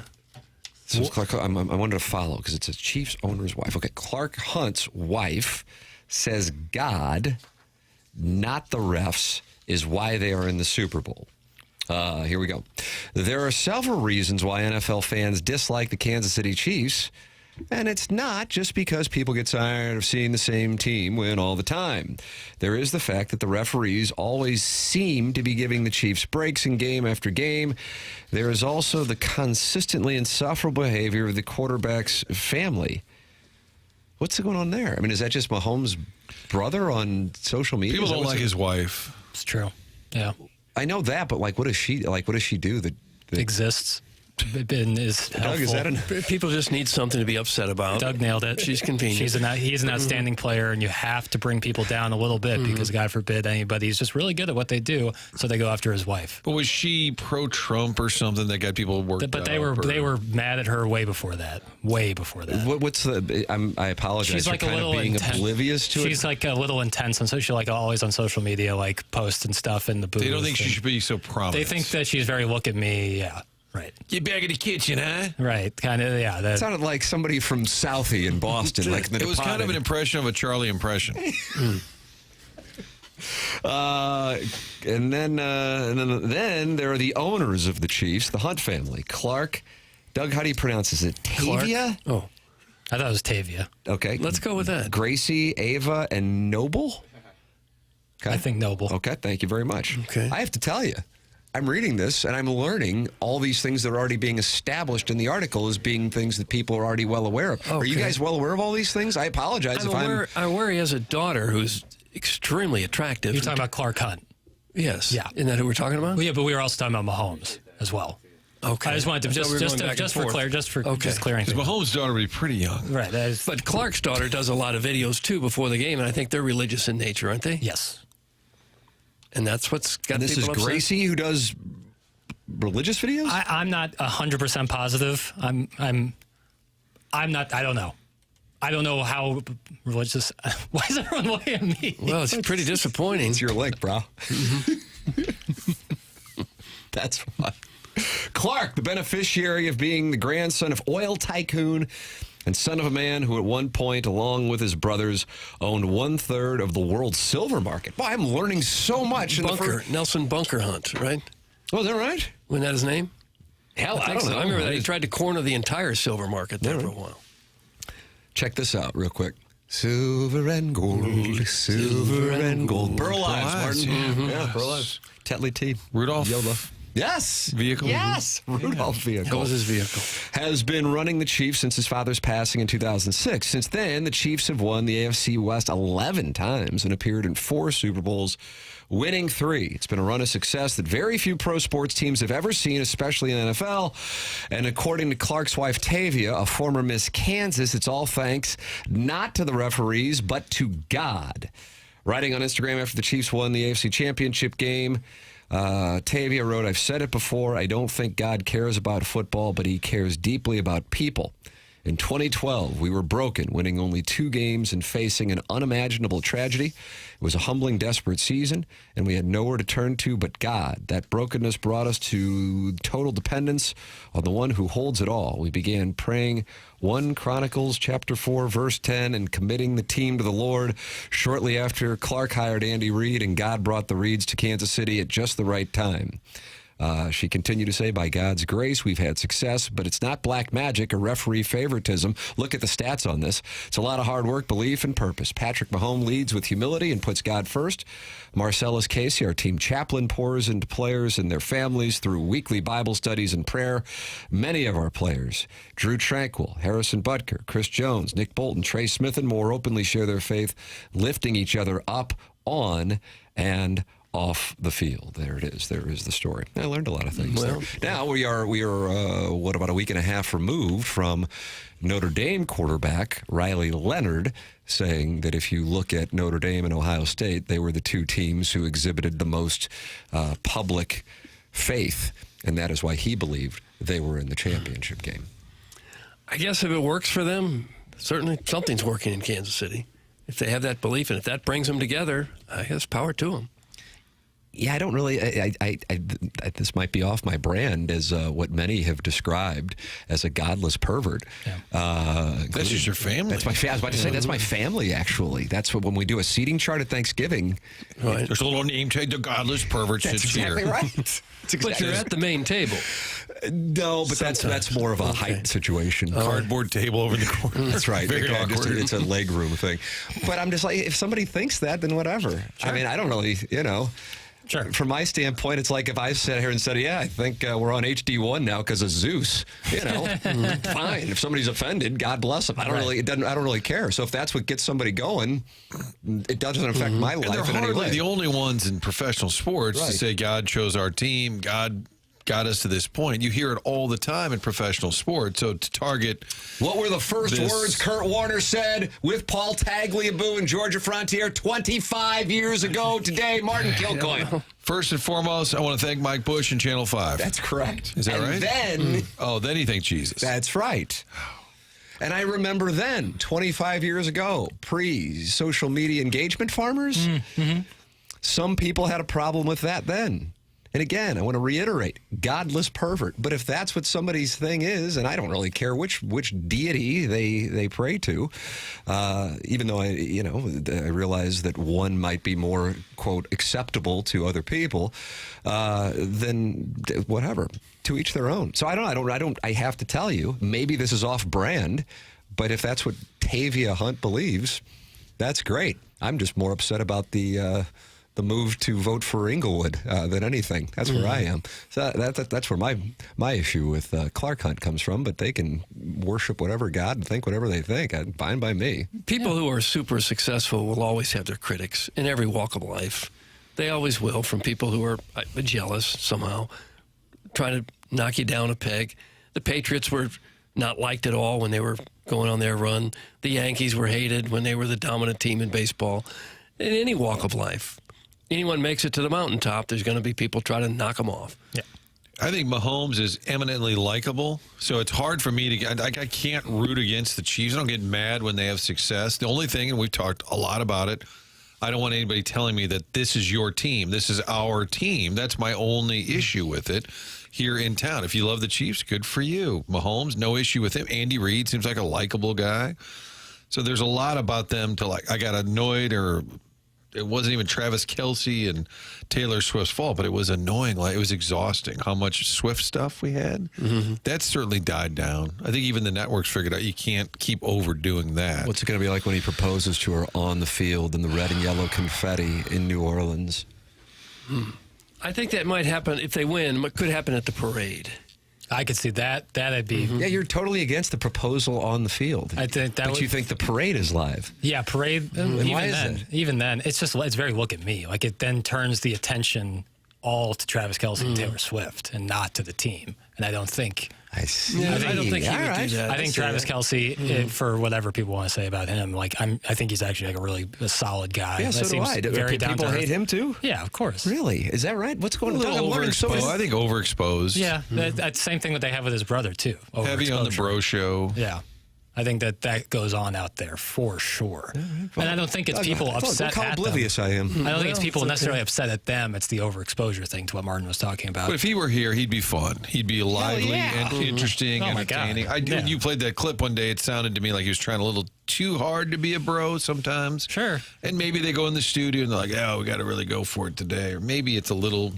I just think that's his personality. I think what you see like in post-game pressers or anything else is him like buttoning it up. I think he's very casual and down to earth. Eric in the Central West End's not a fan. All right, now that I'm in the Air Comfort Service text inbox, I'm seeing it. Kelce is such a simp. Taylor will probably get on one knee and propose to him. Is he viewed as a simp? I can't speak to that. I would be surprised. He plays tight end in the NFL.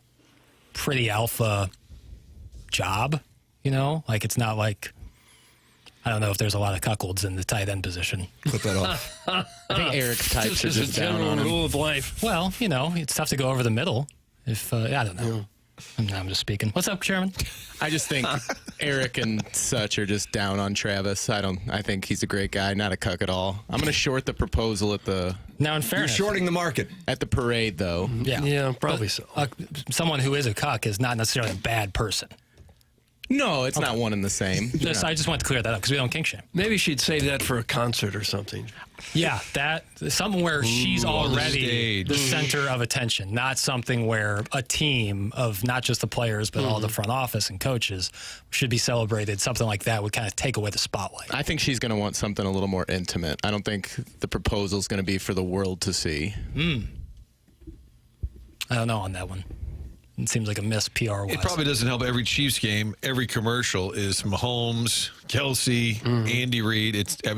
I do think the fact that it's a team in the middle of America, it is kind of nice that it's not New York or L.A. that is the team right now in the NFL. As we are talking, what is ESPN showing with Adam Schefter?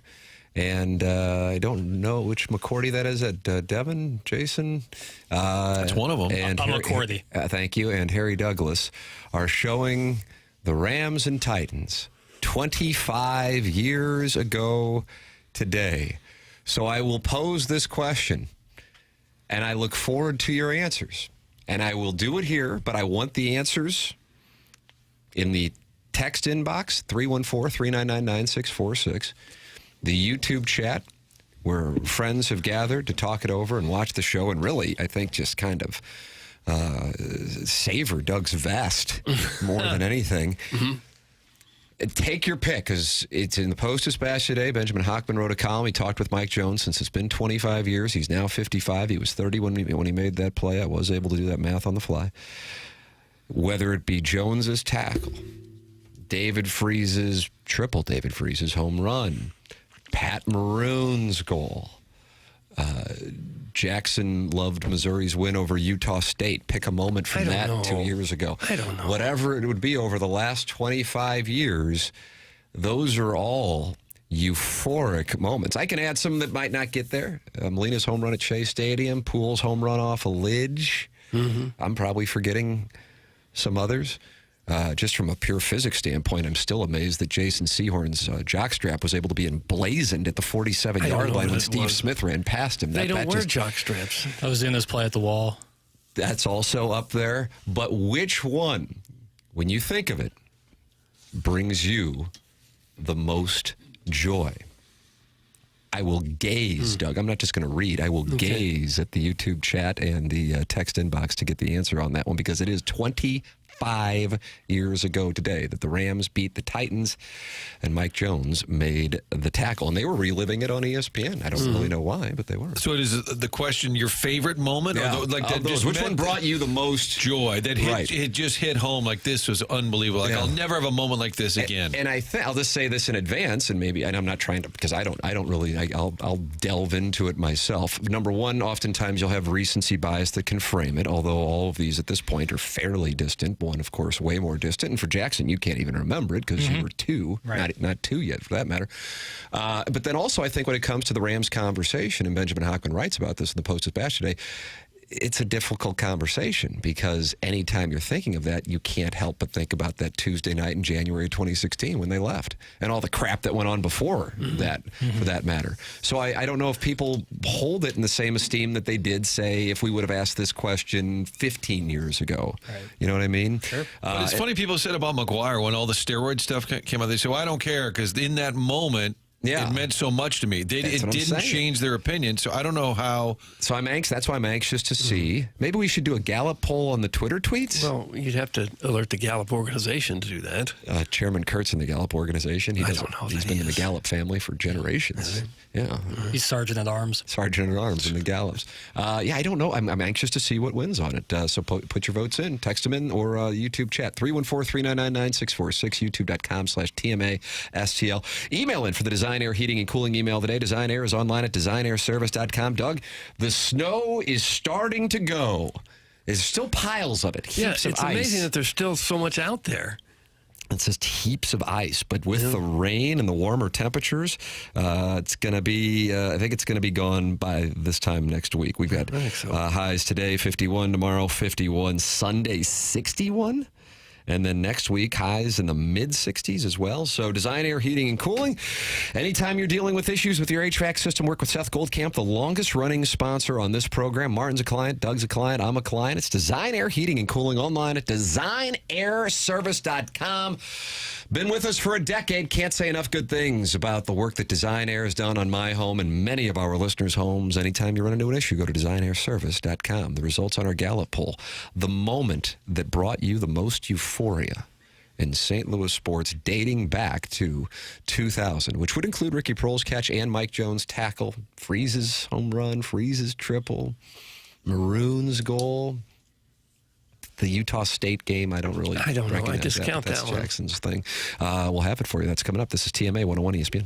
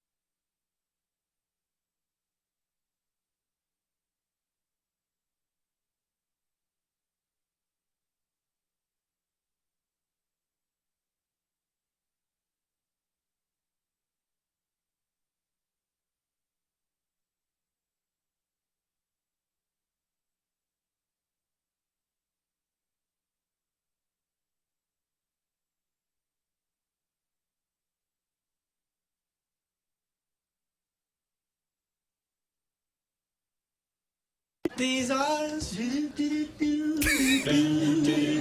cry every night for you. These arms, somebody just do a bump. They long to hold you again. Boom, boom, boom. The hurting's on me. Oh gosh. Talk about the hurt. I'll never be hurt. No. Yeah. You gave a promise to me, yeah, and you broke it. You broke it, honey. These eyes are crying. These eyes have seen a lot of love, but they're never gonna see another one like I have with you. These eyes are crying. These eyes have seen a lot of love, but they're never gonna see another one. But guess who? That's Michael Cera from Superbad. Super 2007? Am I right on this? Superbad. I don't know. He gets stuck in a party with much of the cast of Freaks and Geeks, and they force him to sing a cappella. And that's what he sings. And they are doing a bunch of narcotics around him. And it's one of my favorite scenes in that Guess movie. who's got a pretty good catalog? That's the band.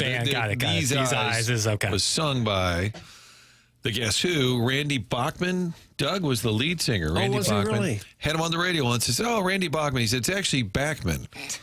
And I said, "But the band you were in was Bachman Turner Overdrive." He goes, "Yeah, they wanted us to just call it Bachman."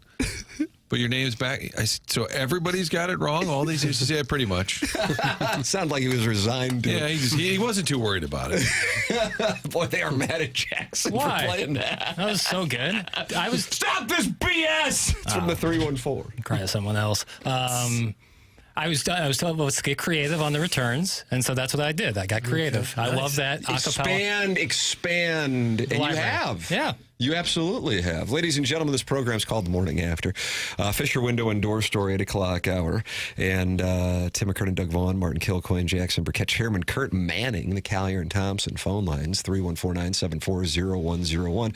About 10 minutes ago, ESPN with Adam Schefter, Harry Douglas, Devin McCourty, and Jason McCourty, we're still not sure, and Mike Greenberg.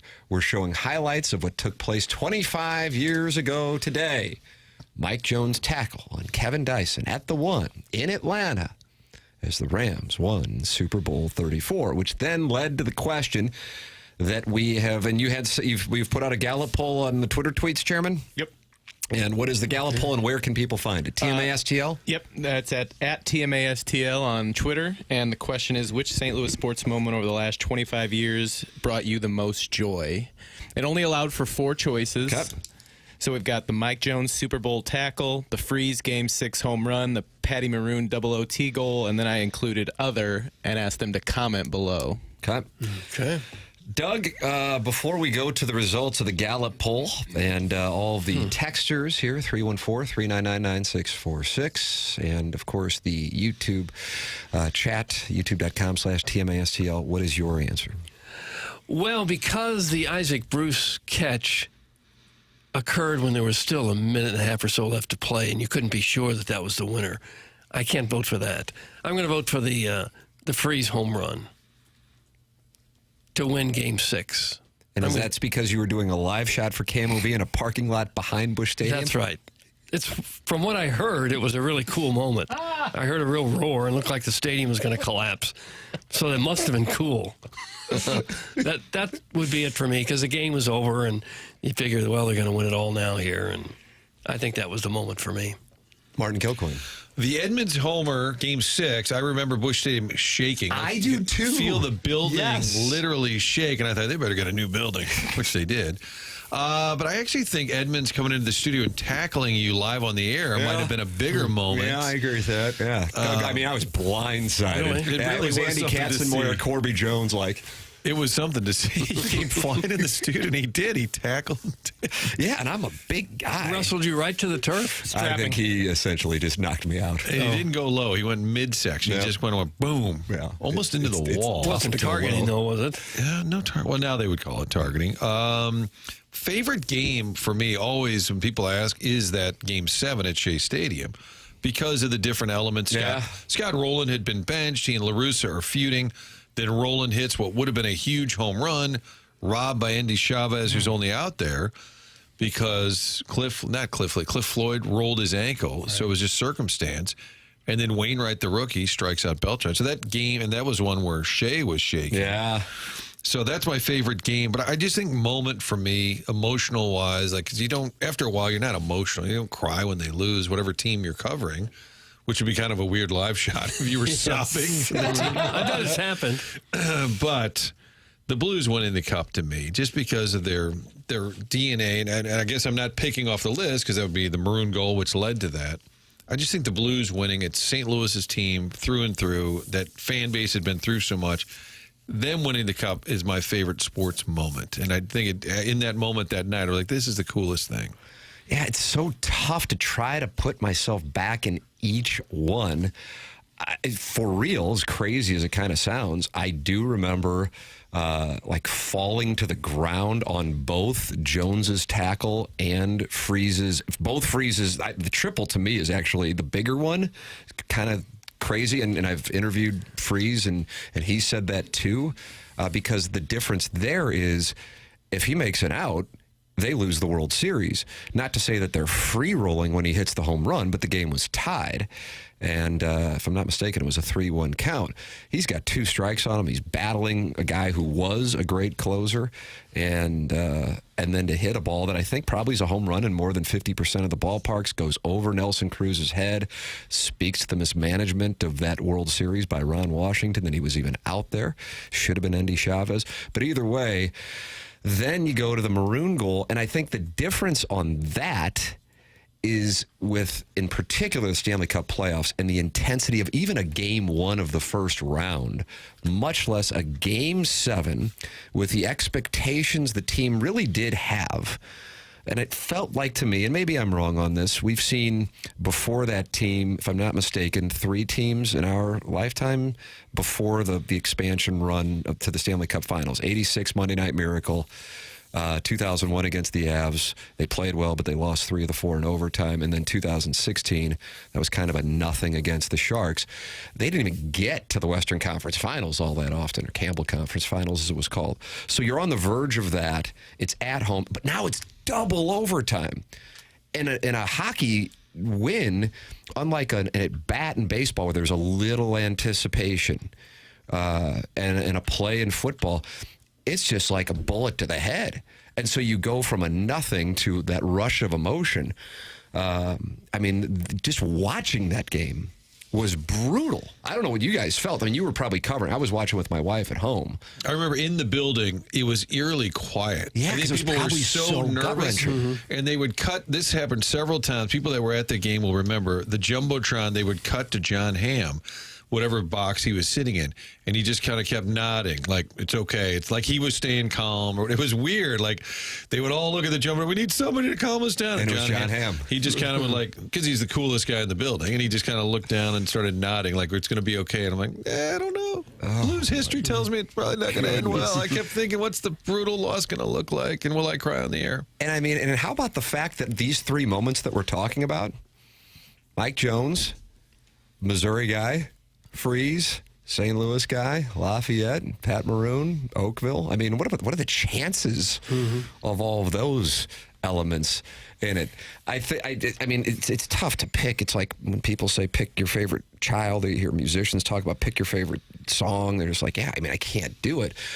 But I do think probably it would have to be you going from a strike away from losing a World Series to that triple, and that's, you know, and I know it's not fair because now I'm incorporating what happened in the 10th inning and then what happened in the bottom of the 11th, the home run, but I guess I would have to go with that.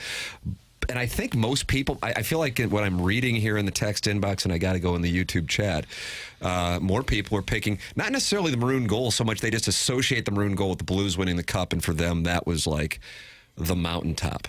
And I don't know if the number one, if the Rams would still be here, and number 2, if Maroon's goal would have been in 2000 and Jones's tackle would have been in 2019, maybe that would color the results. I don't know. So that factors in the recency bias, and also the fact that the Rams aren't here and people just don't want to subscribe to it. And also people in their 20s just don't remember the Jones tackle, you know, and some in their 30s probably.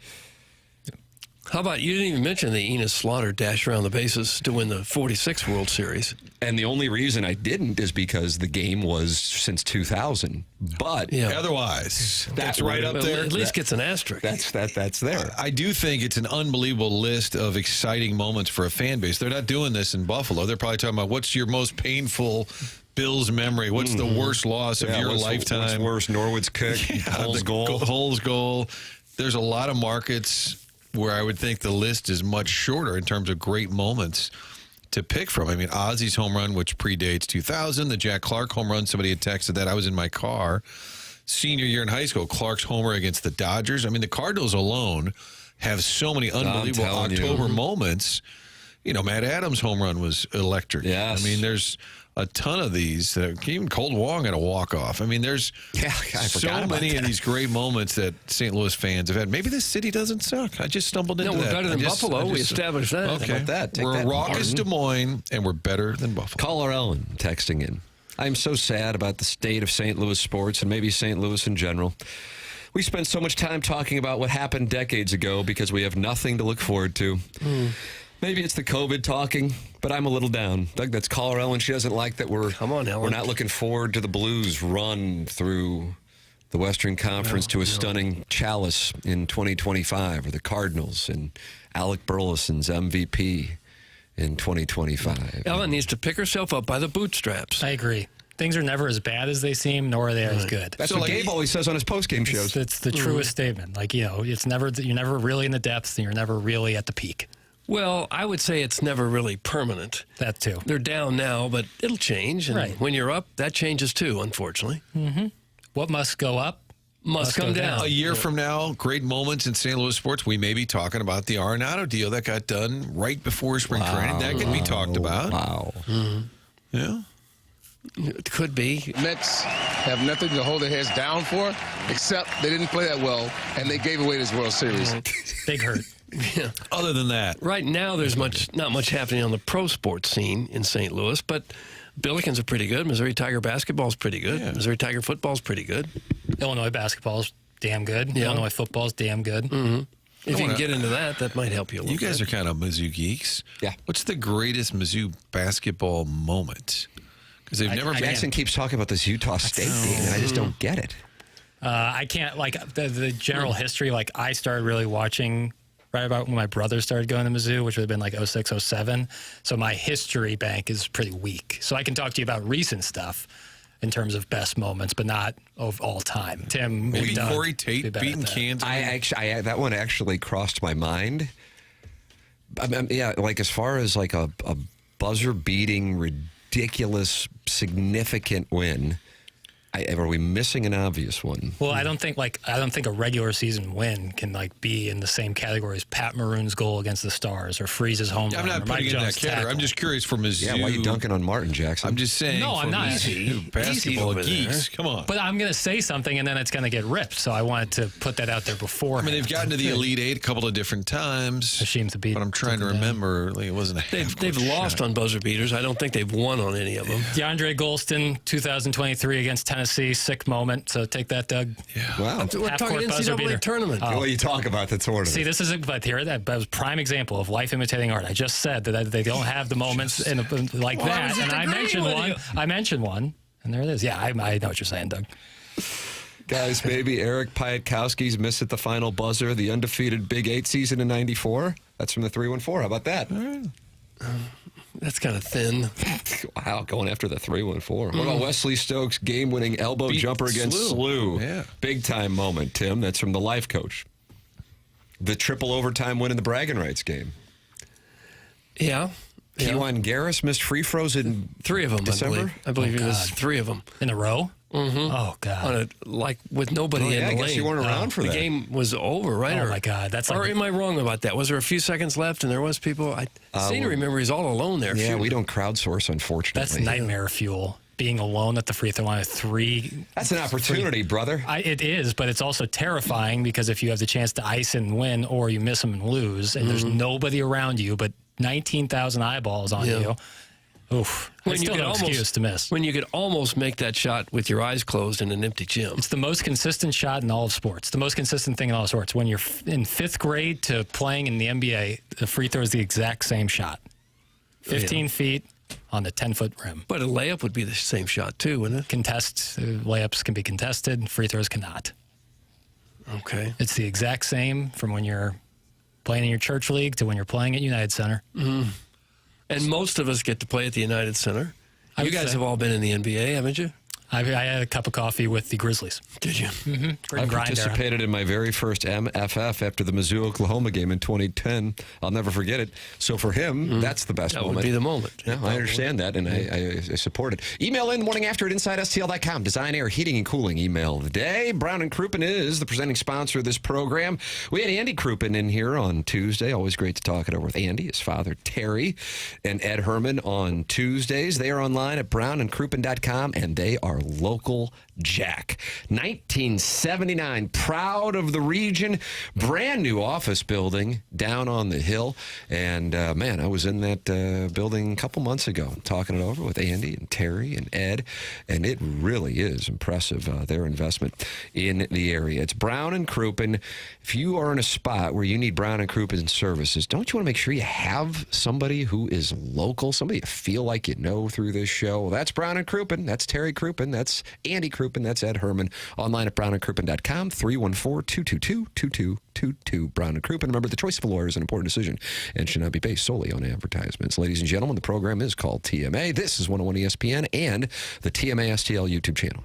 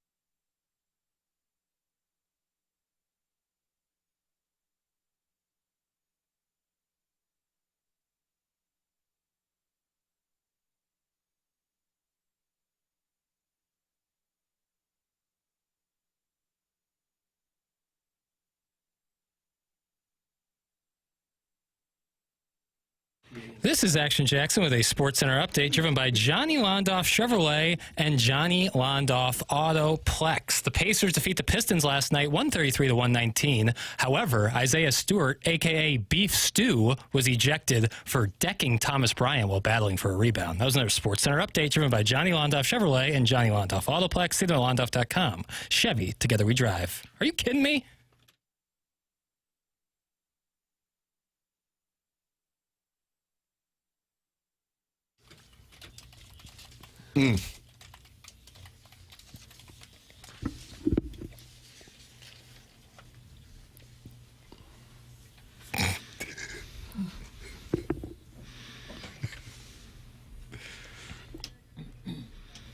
For heaven's sake.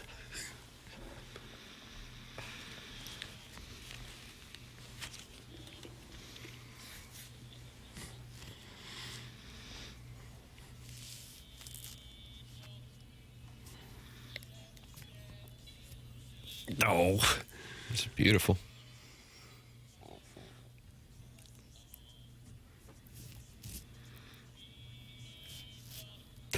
Unfortunately, the lyrics didn't match up with the music, but don't let that disturb you. Just enjoy the melody. He said he couldn't hear the music while he was laying down the voice track. Yeah, it happens, though. It happened on this recording. Doug Jackson is going to be so activated by this.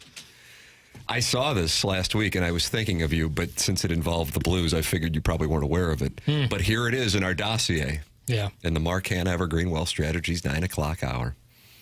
The Blues are running a tournament of their sweaters.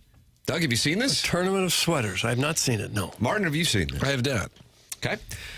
We started with 16 sweaters and only 2 remain. Which will you pick as the ultimate Blues jersey? The final round of voting is now live. It's at stlouisblues.com. I'm reading that from the Blues Twitter account. Doug, they gave in the first round of this tournament, they gave what oftentimes are known as the clown uniforms. Right. With the red. Sure. They played each other in the first round were vanquished in the Elite Eight by the white sweater that the best way I can describe it to the audience, because, Doug, this is a visual medium. Radio has always been known as a visual medium. Mm-hmm. The sweater that you can picture Alex Pietrangelo hoisting the chalice, that got to the Final Four, defeating the clown jersey. Okay. Do you agree with that? Yes. I don't like the clown jersey. Is the Winter Classic in play here? The powder? The Winter Classic is in play. Mm-hmm. Like a 3 seed, 2 seed? Are you talking about the recent? No, the one they rolled out in 2017. Hitch's hat correct. that day at Busch. That is in the championship game against the one that I think Jackson likes the most, right? By far. Wow. By far. And how would you describe this to the audience? As a uniform connoisseur and a guy who has a Twitter account that does uniform takes? I can, yeah. It wasn't called. It's a Navy jersey. It wasn't a yes or no. It was an I can. It was an odd answer. Well, when called to action, like, hey, Jackson, what's your thoughts on this? Then I come out. I think some of your wiring's off. I'm aware. No, I mean, I love you. I just... Sure. No, it seems some like of the syntax doesn't connect or something. Is that right? Yeah, in a good way. All right. It works for you. It's your brand. I'll take it. So the sweater in question is a navy sweater, and then in the middle, right in the chest region, there's a crest, a circular crest. You have the Blues logo dead center, and then inside the crest, but around the Blues logo, is the arch. And I think that is an outstanding uniform. I think the navy is a more aesthetically pleasing shade of blue. I like the white accents, especially on the back, the white letters and numbers on the back for the names and numbers. I think that looks outstanding. I love the inclusion of the arch in it while still utilizing the awesome Blues logo. I'm a huge fan. Where am I finding this? I need the St. visual. Louis Blues on Twitter. Yep. Blues on Twitter. Here it is, Morton. Okay, I need to. So it's down. The final two are the light blue that they wore when the franchise first came into being, and this dark blue that you're describing now. Mm-hmm. Yes, that is the finals. Is this a distraction concept by them to take away from... This would be when Joe Strauss, if he were still around, would call it a balloon party? This would be the balloon party. Charlie and I said they adopted the dog when the Blues were bad, and everything was about the dog. Remember that they would have Barkley. a lot of tweets about the dog, like, never mind the fact we just lost to Calgary 5-0. Here's what the dog's doing today. The official title of the jerseys are the 2017 Winter Classic jersey versus the 2008 through 2016 alternate jersey. That is what they're titled where you go to vote on the Blues website. I got to be honest, I enjoy them both. I think I would go with the Navy one. I think that's the one that I would go with. Well, you guys are crack whores.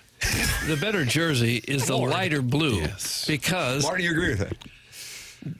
The lighter blue makes them look different than every other team in the sport. It's a nice take. It's what they wore originally.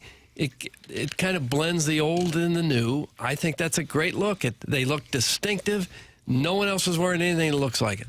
So that's kind of like why you like the pink that City wears. I don't care. Well, I've come to accept the pink. But when you're not on board, you just accept it. I didn't like it originally, but now the more I see it, I guess I'm okay with it. But we're crack whores because we picked a different jersey? That's right. Gordon Walden balloon party is on its way. I noticed this particular jersey, the lighter blue, was on both sides of the bracket.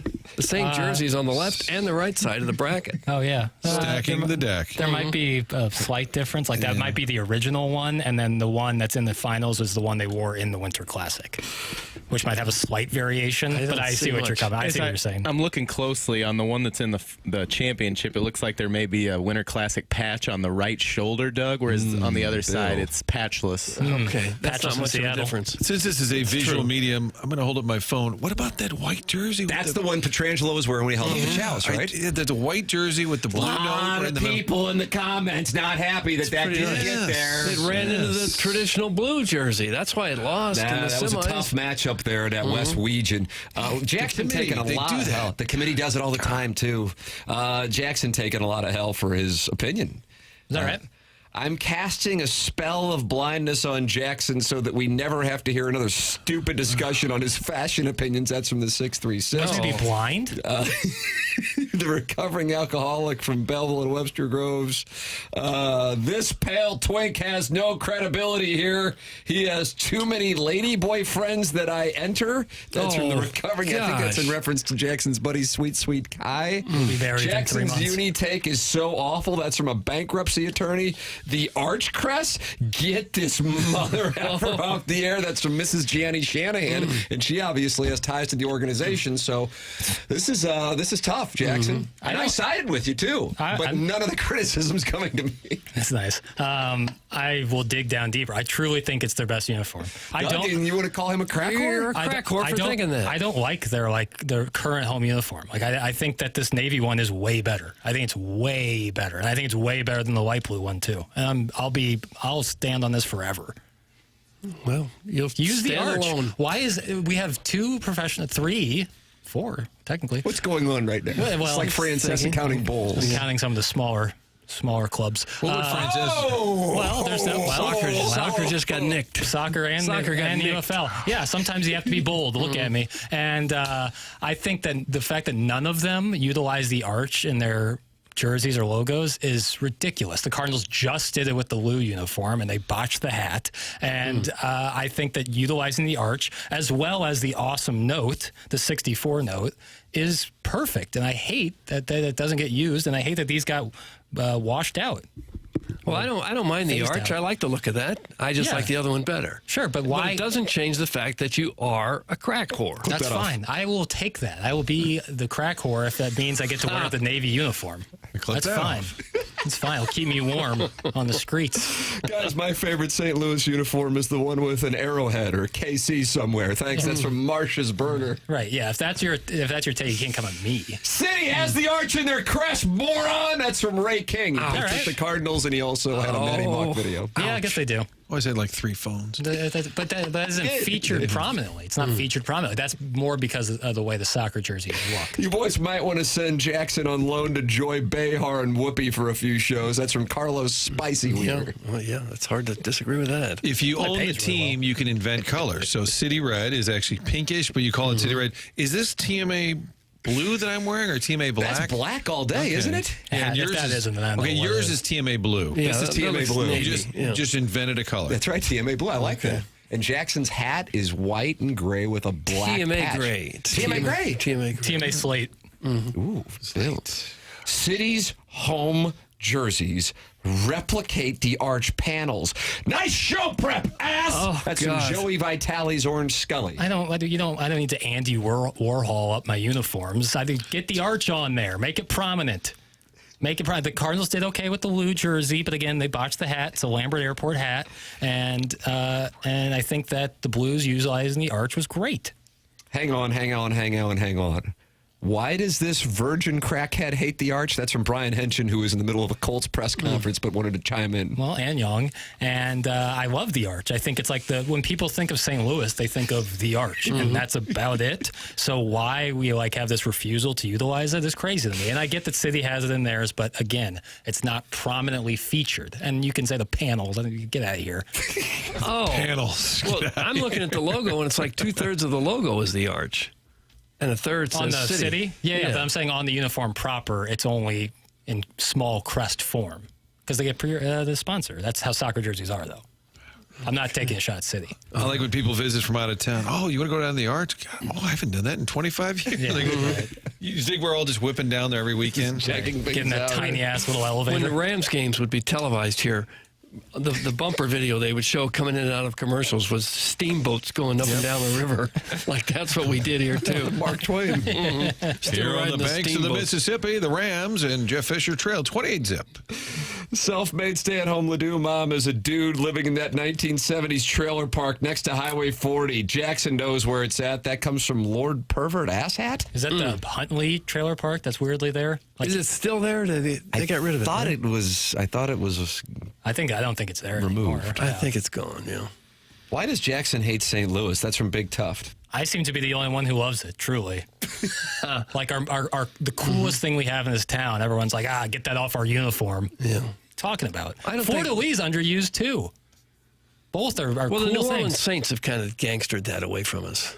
Well, take it back. Let's roll down the Mississippi and take it back. Yeah. It's just like the Panama Canal. We'll take their basketball team and the Florida Let's go down there, get the Florida League, turn around, and come. We'll be going against the current. Yeah, it'll be tougher. We'll fight Jim through White that. used to do that. Take his boat right down the Mississippi, the big bumper. Did he really? I'd Yeah. like to do that someday. And he went down to New Orleans? He would go on long cruises on his boat down the Mississippi. Really? Yes, that was one. I used to listen to him late night in northern Wisconsin. I could pick it up. Yeah.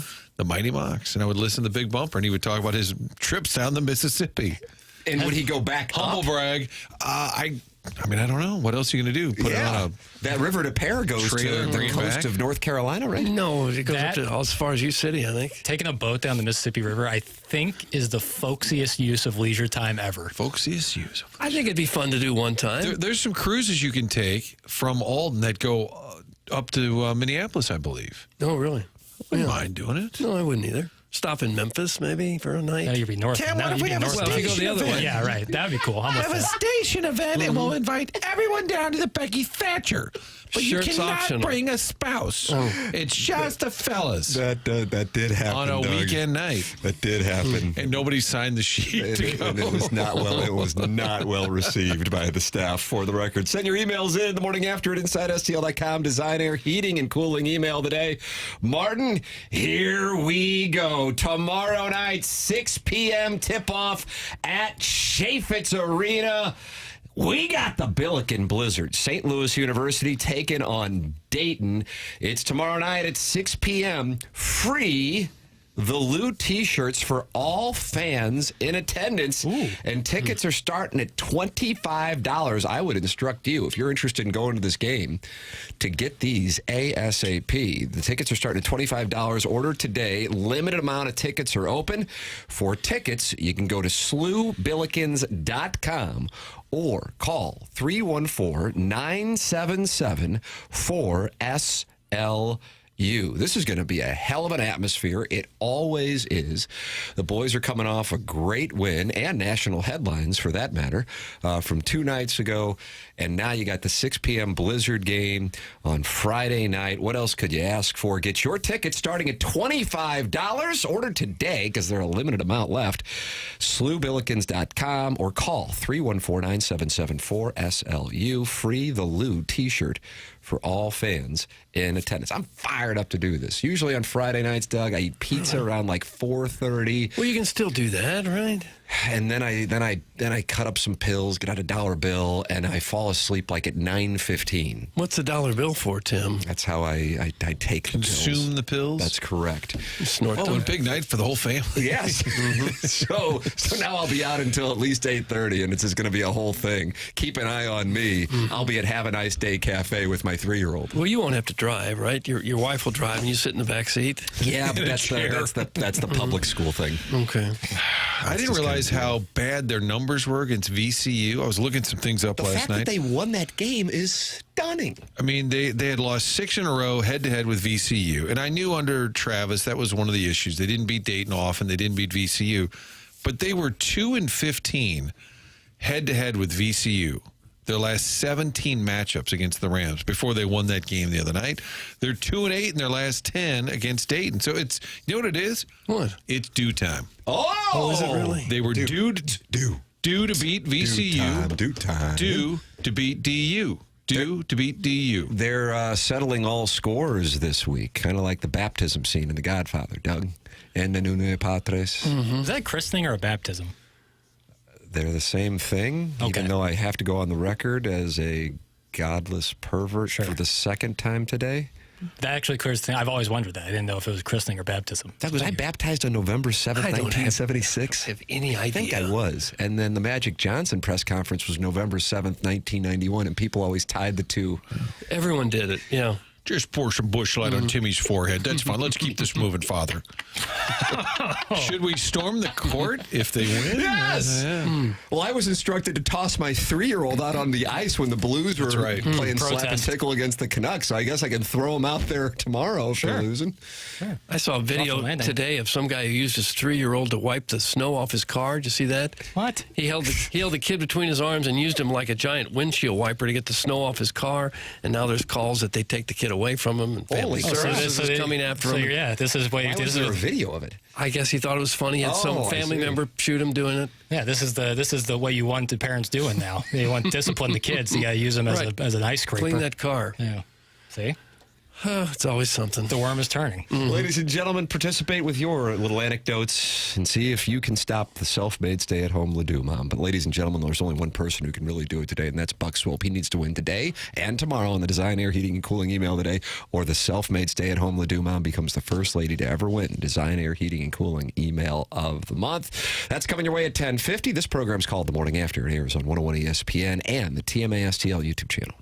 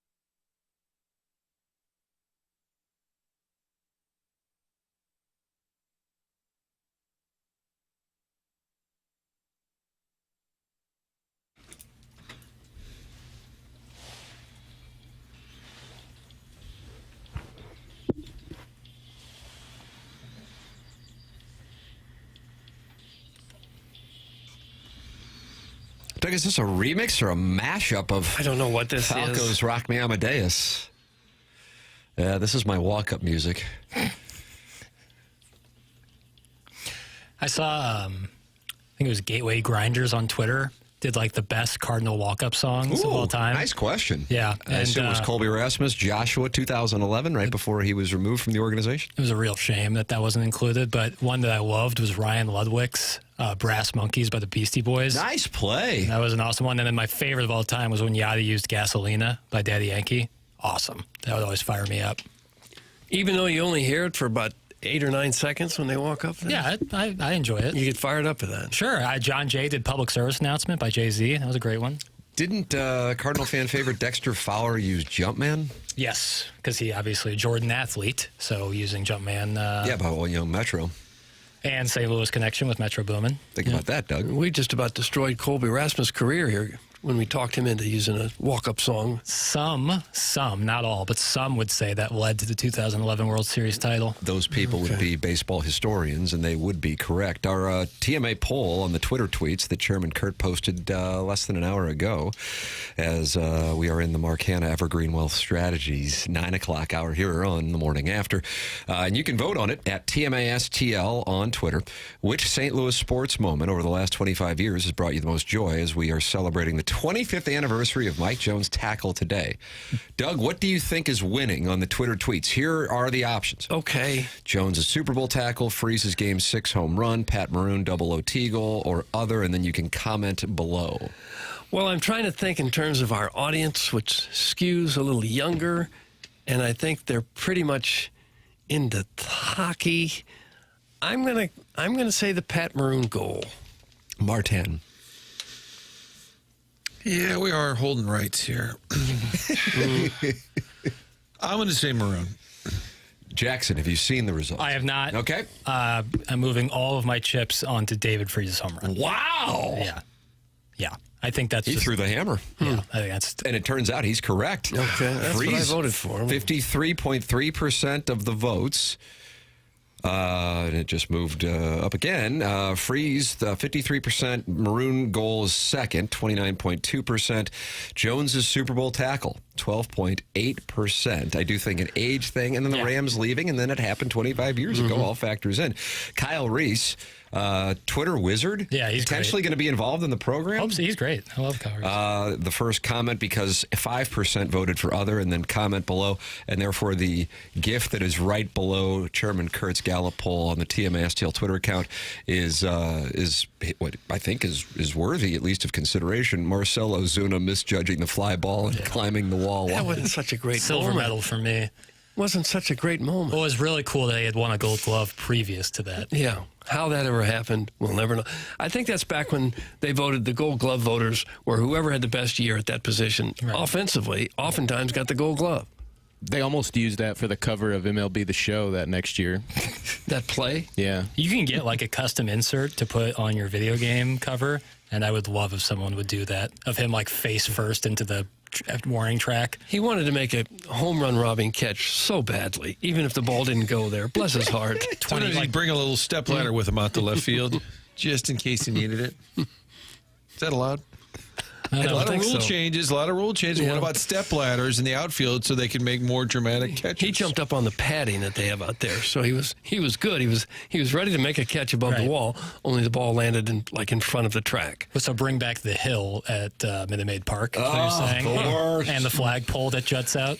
Didn't they use at Yankee Stadium? They had like the monuments. The monuments were in play. Yeah, God, that's ridiculous. Yeah. What a ridiculous. When did they change that? I didn't know that went on. Probably the 70s or 80s. Right, because I watched 61. I watch 61 like once a year probably. And Barry Pepper. Yeah, the great Barry Pepper. Kind of looks like Jackie. A little bit. More so in Saving Private Ryan when he plays the sniper. But he makes a catch and he's avoiding like the Babe Ruth monument that's just like on the warning track. And it's ridiculous. Like, that's ridiculous. Can you imagine that? Forbes Field in Pittsburgh used to keep the batting cage out there in center field. It was 450 feet to center. They had room for the batting cage. I guess it never really came into play. It's crazy enough to me that they used to have the bullpens just in the foul territory there. That seems like a terrible idea. Cubs fans spilled some beer on the guys in the bullpen. Led to a little fracas. They did that for a long time. Field goal post, wasn't it dug right at the goal line for a while before they moved it back? They changed that. And sometimes receivers would slam into it. That's what I would think. Like, who wouldn't think of that right away? That was, I mean, again, I say relatively, but that might have gone on in the 1970s. It was for sure in the 60s. Yeah. Didn't Edmonds talk about towels? Yes, he did. And I loved it because I couldn't believe that was out there. Because I think he made a leaping catch on that damn thing. There's a hill in center field. It's in the way. Jesus. Crosley Field in Cincinnati had a hill in left field, too. They had to climb up a little. They didn't have to climb, really, but you have Major League Baseball or mini golf. What are we doing here? The top goes down, the bottom goes up. You know what I mean? I kind of like the quirky stuff of the old stadiums. I mean, I do. I think like that each stadium is unique is kind of like a cool thing about baseball. However, it shouldn't have like you said, mini golf style. Like it should be, the dimension should be different and the feel of the ballpark should be different. Not let's have obstacles on the field. You can't have statues. You can't have guys running into statues. No. Or uprights for that matter. Ladies and gentlemen, it is 9:47 in St. Louis. Mark Hanna, sponsor of our 9 o'clock hour. He is online at evergreenstl.com. He is a wonderful gentleman. And Doug fed him cake at the Blues Hall of Fame I thought ceremony. it was broccoli. Either way, you're feeding him stuff. So Okay. I know Well, that he looked hungry. Happen. And Doug, we're about an hour away from what could be history, and that's the Design Air Heating and Cooling email today. That's Seth Goldcamp, Design Air Service. I've never fed Seth Goldcamp any broccoli, but I would. What's that about? Next time I have him over at my house. Sponsor. He is, and the next time he's at my house to tinker with the furnace or the air conditioning, I will offer him some broccoli florets. Don't offer. Just, I like that. Florets. Okay, I'll have it ready for him. Because you're going to like him because he's going to take great care of your furnace and air conditioning. He and his family have been doing this since 1904. This is the fourth generation St. Louis business, served over 10,000 customers in that time. Been around that long because they do such great work. As I said, I've had them out to my house a couple times. Still haven't made them broccoli. They've never really asked for it. They usually say, where's the furnace? And I show them where the furnace is. And they go down there, either Seth or one of the technicians, and within just a few moments, they do the maintenance on it or fix whatever's wrong, and then off they go. And they never really ask for the broccoli. Next time I will be prepared. They want to give you exactly what you need, though. They're not so concerned about their vegetable intake. That's how they train their employees to make sure they get it done the first time and get it done right and don't try to upsell you, and they take that reputation very seriously. Their website, easy to navigate with the convenience of online scheduling. So for all of your heating and cooling needs, choose Design Air Heating and Cooling. You're saying, what's the website? I'll give that now, designairservice.com. Are people asking for Tom? Was that Tom got rave reviews the other day? Oh, yeah. Yeah, because Tom's so people are handsome. specifically asking for Tom. Tom at Design Air Heating and Cooling. Send Tom my way. People are just busting up their heating system so Tom will come by. Well, hammer downstairs to the HVAC. I want to meet this Tom. Very active YouTube chat today. Buzz is in there talking to DJ Patty Cakes, Tori Holtzfinger, Boston Markets Adbot. Oh, he's back? He's back. Good. And, of course, Jackson's conscience. He's in there talking about Jackson, and St. Charles is in there talking as well. It's youtube.com/TMASTL, and you are welcome to watch the program and participate, and then you can always go back and watch the program. Sometimes do that when I'm working at home. I'll put that Pat McAfee show on. Jackson, do you have a problem with that? No, why would I? Okay, I thought you said Pat McAfee and who else? Morgan Wallen are running the same playbook. But I don't know what that means. But that's not a criticism or I'm using that as like a pejorative. It's just I don't. Observation? Yeah. Do you follow that observation, Martin? Pat McAfee? I think it's in kind of the bro. Is that what it is? So if I watch New Heights with Jason Kelsey, because he was asked, is he going to be cheering for his brother or his former team? I'll probably watch that podcast. Are they running the same playbook? No. Is it bro sourcing? Is that what it is? Bro sourcing? Is that what it's called? No. It's tough to define. Oh, come on, Teddy Roosevelt.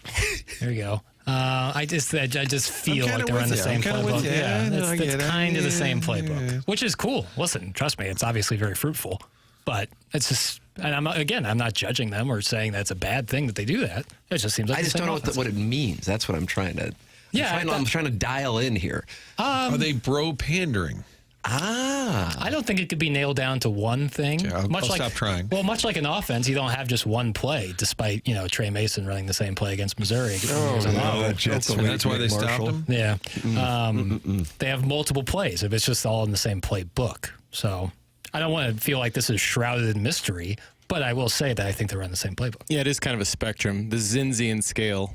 Yeah, that's That's well done. The Zinzian scale, is that a reference to Dude, we get it. You used to teach it right there. We get it.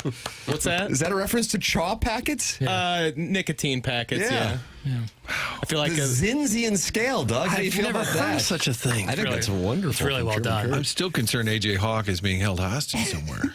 Doesn't it look? It does appear to be a bit of a POW. Yeah, they made some drinking game where it was like every time he talks, you drink, and they're like, we're stone cold sober. Well, good news for those of you who want something to be excited about with the Cardinals. I've got it for you on the other side of the break. Ooh. Breaking news? No. Oh. Okay. Still get you excited. Still something positive. And I think it might surprise you. Oh, that's good. Okay. You'll have to stick around through the break, though, to find out. It's coming up next on TMA. It's presented by Brown & Croup, and this is 101 ESPN.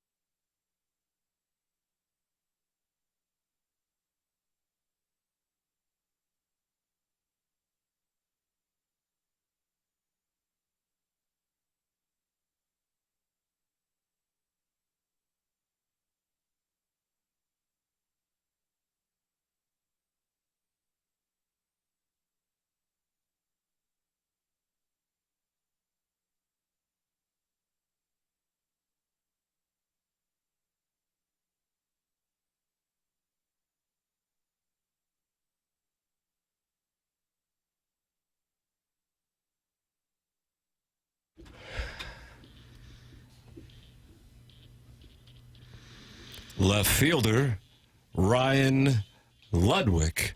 Ludwig, number 47. One of the few guys in the league that threw left and batted right. Very odd. I appreciate that stat, but you just missed Tim hitting the post perfectly while imitating you, man. And I thought that was for great. calling attention to my greatness. Didn't realize this song was he so just powerful. We had to hear it all. Literally nailed the post on that. With a tribute to, was that Bob Shepard? A great Bob. Yeah, Yankee. Announcer. Yeah, Bob. Derek Jeter would still use that when he would come up to hit, even after he passed on. All right, the good news for the Cardinals. Doug, you want to take a guess? Anything? I mean, this is so obscure. I can't. It's not fair initials. And did they sign somebody? No. Oh, sorry. Ridiculous. Out of line. WC. WC Fields. WC nice, Martin. Oh. Doug went with WC Fields, though. Good play. And what's he doing? MLB Network ranked their top 10 first basemen. Then why did you? I'm sorry. No, I don't know. Snort? Yeah, you heard that? Snort take? I know. I got some. What's going on? Booger or some. I'm sorry. Please continue. Well, I got some of this syrup over here if you need it. Kids call it the Is that lean. helping you? A little bit. It's still lingering. I noticed that I feel like it's going away. I feel like I have a little bit of what you have. No, my GM at the Two Fox, Kurt Kruger, said, he goes, you got that cough? Because I had it. Doctor said it's 3 to 5 weeks. I said, oh my God. That's what I'm staring down the barrel at? Yeah, you have a swig of the lean. There you go. I don't know if I can do that on live radio. Doug, who would you name as the top first baseman in baseball? I'd say Freddie Freeman. That's correct. Let's see if you can get who's second. I don't know. Oh, I think once you get there, you'll be like, okay, yeah. Once I really think about it, let me call up the teams because I'm. Is this in the National League? It is. Only? I'll give you that hint. National League. Yeah. Oh, National. Pete Alonso. Is that because he's not on a team? He's not eligible, perhaps?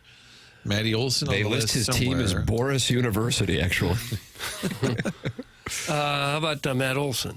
That's not a bad guess. Third. Okay. Is Bryce Harper playing first base these days? There you go. Okay. So Freeman, Harper, Olson. Number 4 is in the American League East.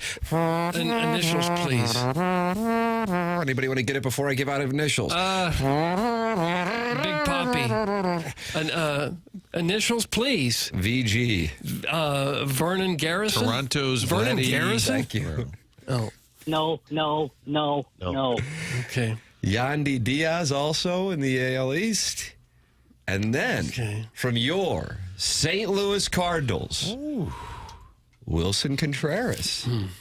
Jackson just had a facial expression. If you're watching on YouTube, you caught it. Well, I guess from at the plate, I can understand it. But so he's number 7. That's what you want at first base is a big bat, right? But we haven't seen. Well, he's a catcher. I thought he was a catcher. I thought they signed the catcher. Left fielder. Yeah. He just caught occasionally. Right. Behind him, Christian Walker, then Pete Alonso, then Nathaniel Lowe, and then former Cardinal, now in the Bronx, Paul Goldschmidt. MLB. Not the most robust group, really. That's what I was thinking. You know, Doug, we have our fantasy baseball draft here in about 6 weeks. Southside Seaman really excited about our prospects this year. And I was looking at that, and I'm going, I better make sure I get on a first baseman early if that's what the list is. First base used to be like the spot. Yeah, for all the big hitters. And it used to be the shortstops were light hitting guys who batted 8th. Now they're the best players on the team, oftentimes the best hitters. That really changed. Yeah, I mean, drastically for Goldschmidt to be 10. I think most people around baseball would probably put Walker ahead of Contreras. I don't know on that. And probably even Goldschmidt ahead of Contreras. Yeah. Yeah, I agree with you on that, too. If both are available, no money on the table, just who would you rather have playing first base every day, even at his advanced age? You might take Goldschmidt over Contreras because of the defense. Yeah, I just don't know what's going to wind up happening defensively with him. We don't know yet, that's what I'm saying. I think you might go with Goldschmidt and hope offensively he's just okay because he's so good defensively. I think that, I don't know if I would go Contreras over Goldschmidt, even in his advanced age. Right. Most guys who are major league talent can handle first base. There's been a few that couldn't, not many, but most can handle it. They must be confident in that Contreras can do it. They've seen him at some point field ground balls and make throws on the infield. They must have some confidence he can do this. They wouldn't just put him out there if he was a complete butcher. No. I mean, I think he can do the job. I just think Goldschmidt was such a high standard in terms of playing first base. He made a lot of bad throws look routine by scooping them out. I think that's going to be the drop-off. He didn't do the job. It wasn't anything I did wrong. Well, he didn't do the job. Okay. It's friend of the show, Ron Washington. Not owning it. That's correct. It's new segment, not owning it. Tim, in your fantasy league, I would wait and take Pasquantino or Torkelson. You'll get 30 bombs out of either one of them. That's from Flip Wilson giving advice to the Southside Seamen. Okay. Who the hell's Torkelson? Tigers. Spencer. I had him. That's why Jackson's team, whatever butt-ass name they are. Miracle on Ice. Yeah, finishes in last place. I mean, this is a perennial bottom feeder. I'm one of the worst fantasy baseball players of all time. Are you really? Do you spend to the cap, or are you the Pirates? No, just over there. I was like last year, I was like, all I'm going to get is power and pitching. And all of my pitchers got hurt in spring training, and all my power hitters hit like 15 home runs apiece. It was useless. Well, you can't help I had pitchers Spencer getting hurt. Strider got hurt like a week into the season. That would kill you. And he was about the best pitcher in the game. He was cooked. Yeah. Ridiculous. I'm so bad at it. Well, that's not bad. That's just unlucky there. No, but I'm like historically bad. I've never been good. Okay. Why do you do it? Love of the game? I forget about it until the beginning of the season starts, and I don't want to text Prod Joe that I want out. Wow. Do you want out this year? Announce it now. No, I'll stay in. Martin, do you want to join the league? I'm bad at that. No. Got to get Chuckles Marlowe back in there. He's into it. He's out. I didn't know he was out. I was in a draft one year, and I drafted Jesse Barfield, and they all go, he retired 2 years ago. And I said, oh, shoot. That was the end of my fantasy baseball. I drafted Goldschmidt one year, and Charlie writes, racist. Never draft black players. Baloney. Well, yeah, That's what he said to me. He was putting out a strategy. So we got to get Charlie on the line. He's got to fleece you in the trade. Yeah, he's setting you up. Guys, they would absolutely put him at first base without knowing he could do it. Hell, they put Jordan Walker in right field without seeing it. Thanks. That's in the 618. I'd give him more credit than that.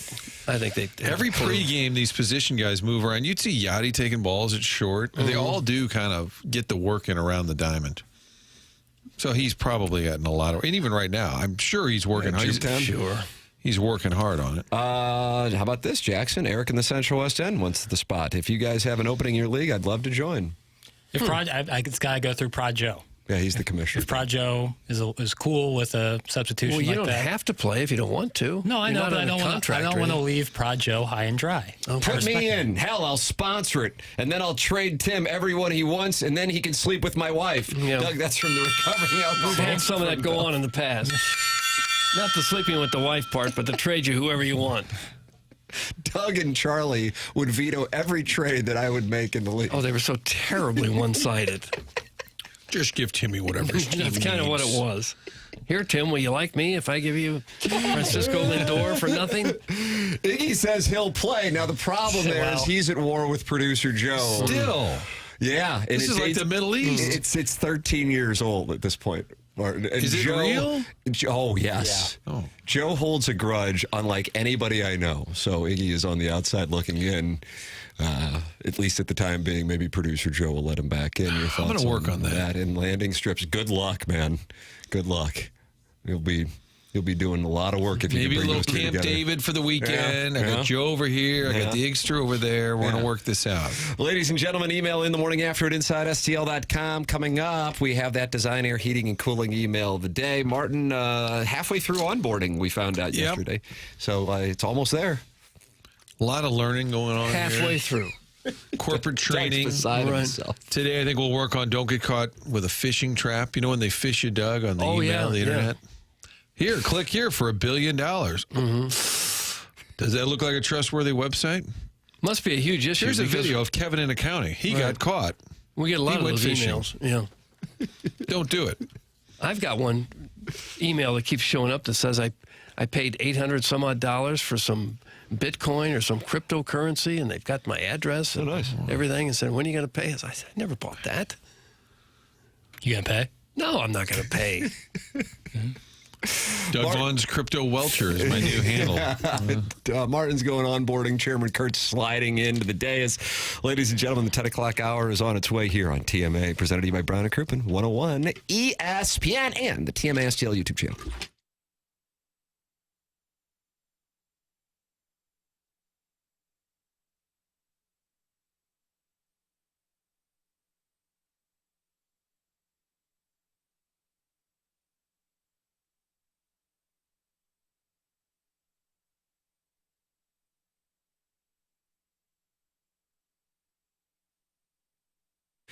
Tim McKernan here with you to talk a little bit about aesthetic design and build. They've been building high-quality custom decks and outdoor living spaces now for over 30 years. That's Dan and his team, and they have a showroom in Chesterfield Valley. And I went out there, and they walked me through all the different types of custom work they're capable of doing, from a full-on custom deck, adding on a pergola, or even looking to shade your covered patio with retractable screens. They really do have answers for it all. I had them to my house to take a look at what we could do with my outdoor living space. They are online at aestheticdesignandbuild.com. That is aestheticdesignandbuild.com. Or you can give them a call at 636-532-5008. That's Dan and his team at Aesthetic Design and Build. Check out the showroom in Chesterfield Valley, or go online at aestheticdesignandbuild.com and let them know I sent you their way.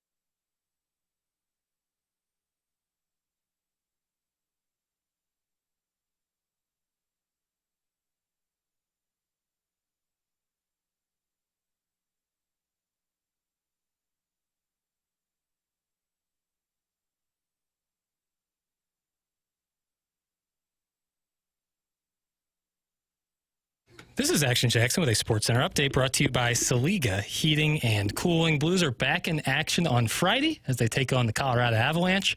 You can catch that game right here on 101 ESPN. Pregame at 7 p.m., puck drop at 8 p.m.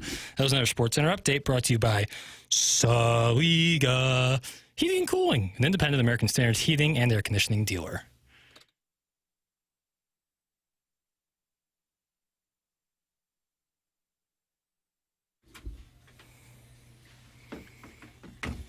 Well, here it is, Doug.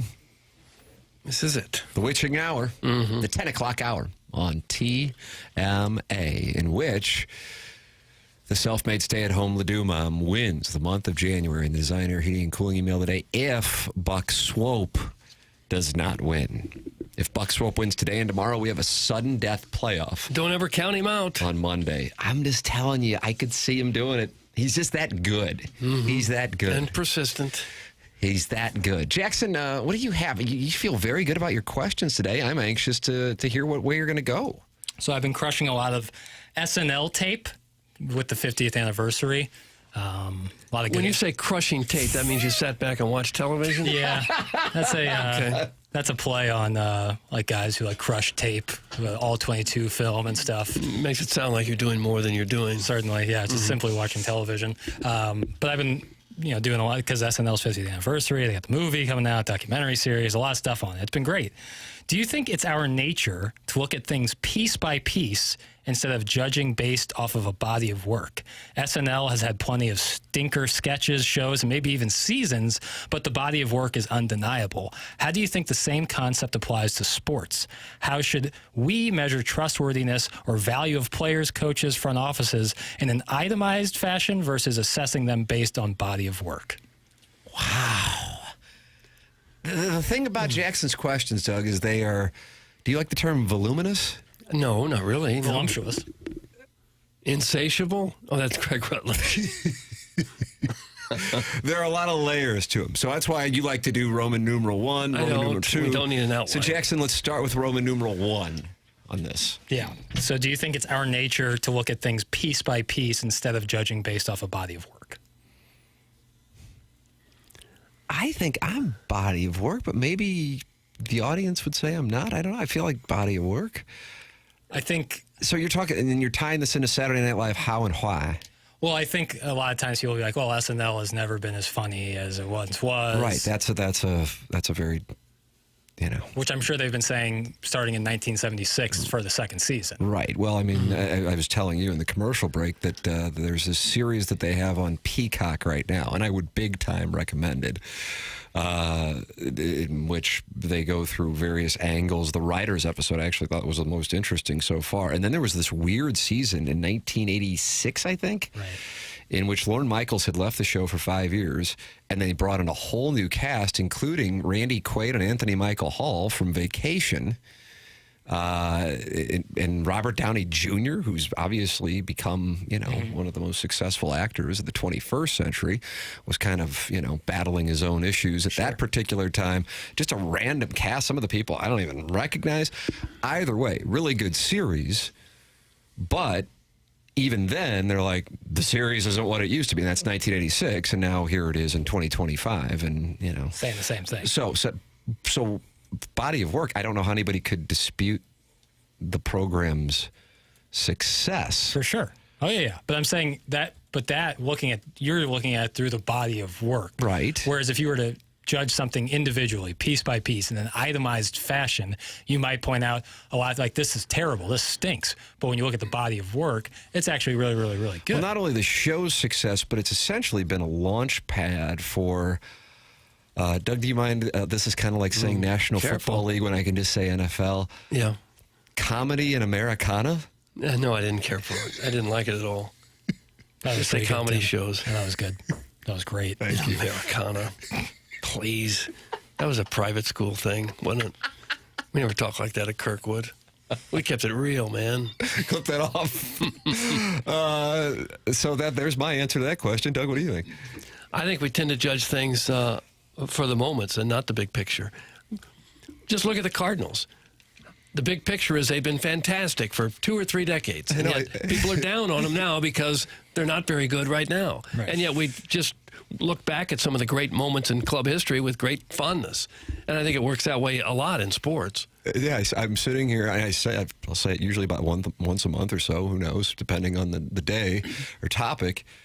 But I, without question, Bill DeWitt will go down as one of the greatest owners, if not the greatest owner in St. Louis sports history to date, whenever the time comes that he is no longer the Cardinal chairman. But it's like I almost have to apologize for it, because in this moment, that would sound ridiculous, but the sweet mother of mercy. Right. The run the organization's been on, and also how much money he's contributed personally, because that was a privately funded venture for the most part, not entirely, with that ballpark and ballpark village and buildings down there. It's just like it's a no-brainer. But I realize in the moment it sounds unpopular. Like if that were to be tweeted out, it would be, defecated upon. And again, I don't want to kink shame if that's something people are into. Mm-hmm. Right. And I think that for me, the answer is always judging things piece by piece and what have you done for me lately in the context of the body of work, because the body of work builds credibility. It shows you that you can ascend to places you used to be at. It's just at this moment, it's not there. But like you said earlier in the show, Doug, what goes up must come down. Think about that. Right. All right, what's Roman numeral 2 on this? Isaac Newton said that too. Yeah, but you said it first. How should we measure trustworthiness or value of players, coaches, front offices in an itemized fashion versus assessing them based on the body? And this, again, is based on Saturday Night Live. Mm-hmm. What? I don't understand. Spell it out in simple terms. Well, now I don't know how. Trustworthiness of players? Or value, like their value. Like we look at someone like Saturday Night Live. Well, you think of someone like Arenado, It's like... And how's that tie into Jan Hooks? Right. I don't know that it does. It's kind of almost like Arenado is coming back to host. It's like when Chevy Chase came back to host. And it did not go well, and it's actually talked about because that was in the weird season. They opened up with Madonna, and then they're like, ooh, that didn't go well. And then they brought in Chevy Chase. And I remember seeing that, and I said to my wife when we were watching this, I go, oh boy, I bet that didn't go well. And they're like, yeah, he wasn't really nice to us. Yeah, no. And it made it worse. That tracks. That certainly fits in with his mold. And Nolan Arenado and Chevy Chase are similar in this question. How? Charismatic. Once at the top of their game, but maybe falling a little bit. So you bring them back, let's pump it up again, and maybe it doesn't go as well again. So are you asking, are we judging players by a moment or two or for their entire career? Maybe this question needs a couple more minutes in the oven. It's like the outside is crispy, but the inside's a little cold. It feels like I've been given a term paper as an assignment, and I don't really understand what I'm supposed to write about. Chairman Kurt just got up and left. Chairman Kurt just got up and left. That's the thing is, I'm like a guy who blocks a lot of shots. Sure, you're going to get dunked on every once in a while, posterized, but then you're going to get a couple of blocks, and you're doing it for your team. So, see, John ends in the YouTube chat. He understands it completely. He says, Doug, in other words, who is the Adam Sandler of general managers? Oh, that's a good question. The Adam Sandler of general managers. Bing Devine? We're going way back. I don't know. I don't get the question. It's a tough one. If you're asking, do we judge players on moments they had or on their whole body of work? But what you want to know is something about Saturday Night Live and Nolan Arenado hosting it? First of all, you would watch if Arenado was hosting SNL. Yes, I would. I'd be curious to see how the writing staff attacked that. Not saying they wouldn't do great at it. I'm sure they would. But, yeah, it was just kind of a metaphor or a frame of reference. And maybe that falls on deaf ears. That's fun. This is the dumbest conversation ever that comes from Beer Cuts. Hey, guys, this topic, bad. Thanks. That's from Big Tough. Sounds like Jackson gets way too stoned before he does his homework the night before. That's from the 573. No, these are what I call shower thoughts. You get in the shower and you just start thinking. I had not heard anything about Nolan Arenado hosting Saturday Night Live. That should have been the lead story today. He could be like Chalamet and also be the musical guest. Or Wayno musical guest. There you go. Don Peepee in the YouTube chat says, I feel like this show makes me dumber every day. That's probably accurate. That could be a promo. Yeah. Boo! Boo this question. That's from the bastard James Hahn. I didn't think it was that. Okay. Boo! Boo! Go back to Ladue, lady boy. That's from the 314. Gosh. Could you read the question one more time? Maybe I'll understand it this time. Come on, Doug. Just one more time. Maybe I'll get it. I thought it was only about Saturday Night Live, and somehow he tied it into the Cardinals, which is impressive, but it just doesn't make a lick of sense. No. One more time. I've been crushing a lot of tape on SNL recently. Oh, that's where you lost so many of us. And it has me wondering. Iggy used to say I knocked out some TV shows like it was a real accomplishment. Do you think it's our nature to look at things piece by piece instead of judging based off a body of work? SNL has had plenty of stinker sketches, shows, maybe even seasons, but the body of work is undeniable. How do you think that same concept applies to sport? How should we measure trustworthiness or value of players, coaches, and front office members in an itemized fashion versus assessing them based on their body of work? In an itemized fashion? Right, like piece by piece. Clearly you judge them on a body of work. But it's also, what have you done for me lately? Because if we're just judging Nolan Arenado off body of work, we'll keep him. Well, when his career is over, you're going to look back and say, boy, that was a hell of a player. Yeah, no doubt. So I think we should do that in the like now. So look at it, itemize, but then have the body of work in hand. I don't know, man. Itemize now, body in hand later? Can you guys just... Jackson officially is, he just conceded. He just conceded. That was it. He said no mas. Was that Roberto Duran? Yes, it was. Let the carcass die. You just keep poking it and poking it. I'm already dead. You can read it 100 times. This question still sucks. From the 314. Yeah. Well, more where that came from. Ladies and gentlemen, email in for the Design, Air, Heating, and Cooling email today, the morning after inside STL.com. Doug, I've been crushing a lot of Saturday Night Live tape. Here's how it ties into the Cardinals. I just try to be creative. Yeah. Like I said, sometimes you block a shot, sometimes you get dunked on. You know who doesn't like blocked garage doors, and that's Schaefer Door Company. Yeah, it's Jason Gassro. Right. They'll itemize your garage door for you and judge you on the individual uses of the garage door as opposed to the body of its work. Because if a garage door goes bad, there's no saving it. Most of the time, they can fix it, though. That's what they did for me. They went out to my house a couple different times. I got an old garage door. It needs work from time to time. Don't need the new one yet because Schaefer Door, Jason Gassro and his crew have keeping it running. It's going fine now. They'll do the same thing for you. They service all kinds of garage doors, and they do new installs with LiftMaster. LiftMaster garage door openers are strong, quiet, and they are versatile. It's best to call or text. I'm going to give the number now, so write this down. 636-782-3608.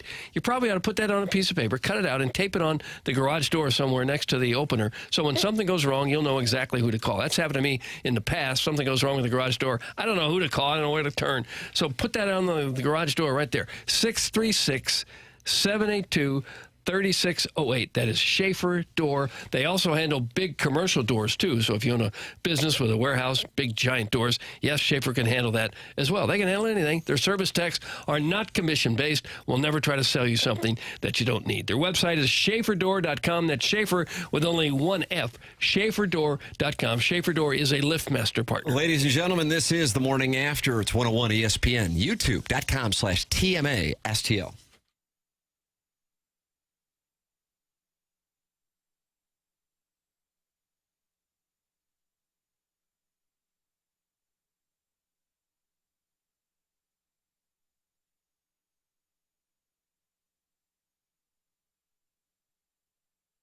Ladies and gentlemen, Stewie from Stewart's American Mortgage gives out his personal cell phone, 314-324-4440. And I've talked to him on that number. It really is his number, 314-324-4440. And you can Google the bagel loan. Stewie's with us right now. Stewie, the Fed talked yesterday. What can you tell us about what they said means to our audience?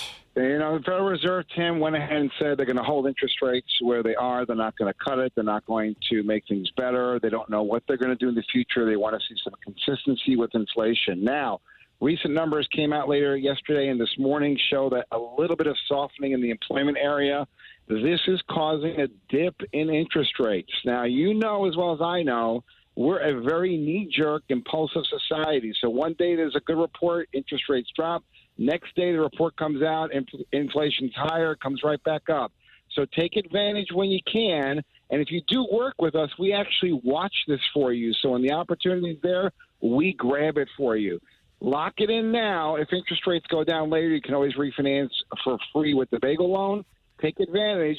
But listen, don't wait. Don't procrastinate. Yeah, call Stewie right now on his cell phone, 314-324-4440, or you can Google the bagel loan. Thanks, Stewie. Thanks. Have a good day. You too.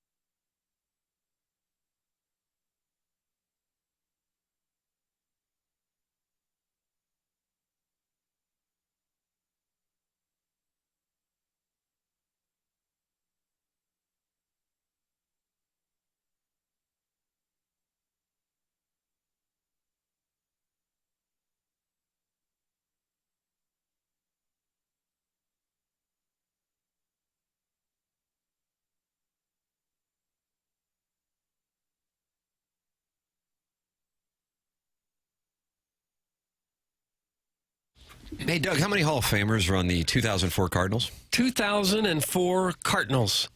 Well, Pujols isn't in yet. We're going to count him. We're going to give him the benefit of the doubt. Oh, so we'll go with guys who actually are in. / will be in. Roland? That's right. That's right.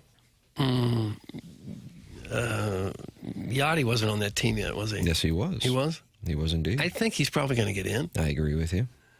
There's another one who is in who you have not referenced yet. Who's in, but I have not referenced yet. I think he played the outfield. Who am I forgetting? Who am I forgetting? Edmonds is not going to make it. Larry Walker. Yeah, Larry Walker. Yeah.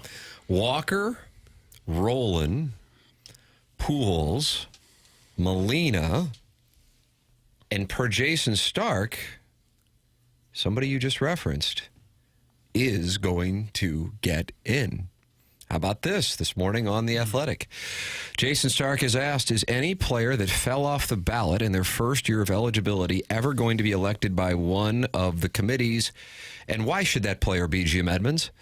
And Stark writes, David, I hope you were listening to the most recent edition of our Starkville podcast. On that show, Brian Kenny and I played a quick game of what player would you restore to the Hall of Fame ballot? And I picked your man, Jim Edmonds. I bet I'd make exactly the same case you'd make.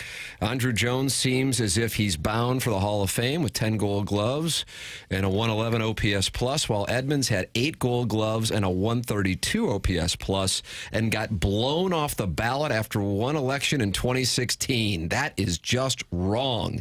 But look at what he was up against on that 2016 ballot. There were 12 players in that field who have since gotten elected. Yes, 12. Plus Bonds, Clemens, Schilling, and Kent, among others. So, kaboom, off the ballot Edmonds went. By the time he's eligible for election by one of the era committees, which isn't until 2029, by the way, there is a good chance Andruw Jones will have a plaque. You'd think those that would come up in the discussion then, but you never know how those committees will vote. Then again, Ted Simmons was once one and done on the writer's ballot, and he got elected by the Modern Era Committee in 2020. So it does happen. I have been adamant, even texting with him that day. I said, you're going to wind up in the Hall of Fame. He is going to wind up in the Hall of Fame. I thought it was ridiculous then, and I think justice will be served at some point within the next decade. And I'm glad to hear Jayson Stark say that. Yeah. And for those of you, and many of you do, hold the 2004 Cardinals as the best Cardinal team you ever saw, that team could and should, when it's all said and done, will wind up with a minimum of 5 Hall of Famers. Albert Pujols, Scott Rowland, Jayson Stark says, Jim Edmonds, and then Larry Walker's already in, and Yadier Molina, and I know a number of people would like to see Bo Hart in there as well. I don't know about that one. I don't know. Vettel. We're getting too excited, maybe now. Suck it, Doug. Oh, well, I'm rooting for you, ball game. He was the best defensive center fielder I've ever seen play. 4-time All-Star. I think I'm counting 8 gold gloves that he won. Yep. Almost 400 home runs. He was a fantastic player. I'd put him in for sure. And I think it's going to happen. But, the way that I think I was talking with Derek Gould about it, who's a Hall of Fame writer, when that happened in 2016. And I'm just like, what's the hell's that about? And he goes, we're only allowed to vote for 10 people. And there were a bunch of guys in their last year, and we had to vote for them. Then Griffey was on it automatically. He's getting voted in. I feel like there was somebody else, too. It was just a terrible year for the ballot, which kind of speaks to the flaw in the system. Right. Mm-hmm. And, yeah, you can go, well, eventually he gets in, or eventually these guys get in. Well, you know what, Doug? People don't live forever. No, they don't. And so, that could be a real missed opportunity. And it's unfortunate. And I'm not saying he should have been in on the first ballot, but the fact that he was knocked off after the first year blew me away. Maybe we should build our own Hall of Fame for guys who should be in that aren't. Don't they already have that? Cardinal Hall of Fame? Well, I just mean for all baseball players. Oh. We'll put in A-Rod and Pete Rose and Barry Bonds. All the guys certainly Bo good Hart. enough. Yeah, Bo Hart. Stop with the Bo Hart. Next time. Wow, okay. He played the game the right way. Cesar is Torres. Because there's a lot of guys that should be in there. Roger Clemens, for sure, should be in there. Some of the very best players that have ever put on a uniform are not in the Hall of Fame. TLR is also from that team as well. The team is now so depressing. That's from Joey Vitale's Orange Scully. That's correct. So when you add the manager, there's another one. And then Joe Patini will at least... I don't know. He's going to have to wait behind Hart. Dave Duncan could possibly get in. Yeah, I wonder on that. He always wondered how they could put writers and broadcasters and everybody except coaches in the Hall of Fame, which is fair. Yeah, honestly. It is a little odd. Where well, you weren't a manager. And they're like, but you're in the Hall of Fame. Right. Ladies and gentlemen, your thoughts, 314-399-9646. The Design Air Heating and Cooling email today is moments away. And history could be moments away with the self-made stay-at-home Ladue mom. Guys, another guy from the 04 team that's criminally underrated is Edgar Renteria. How does he not have a red jacket?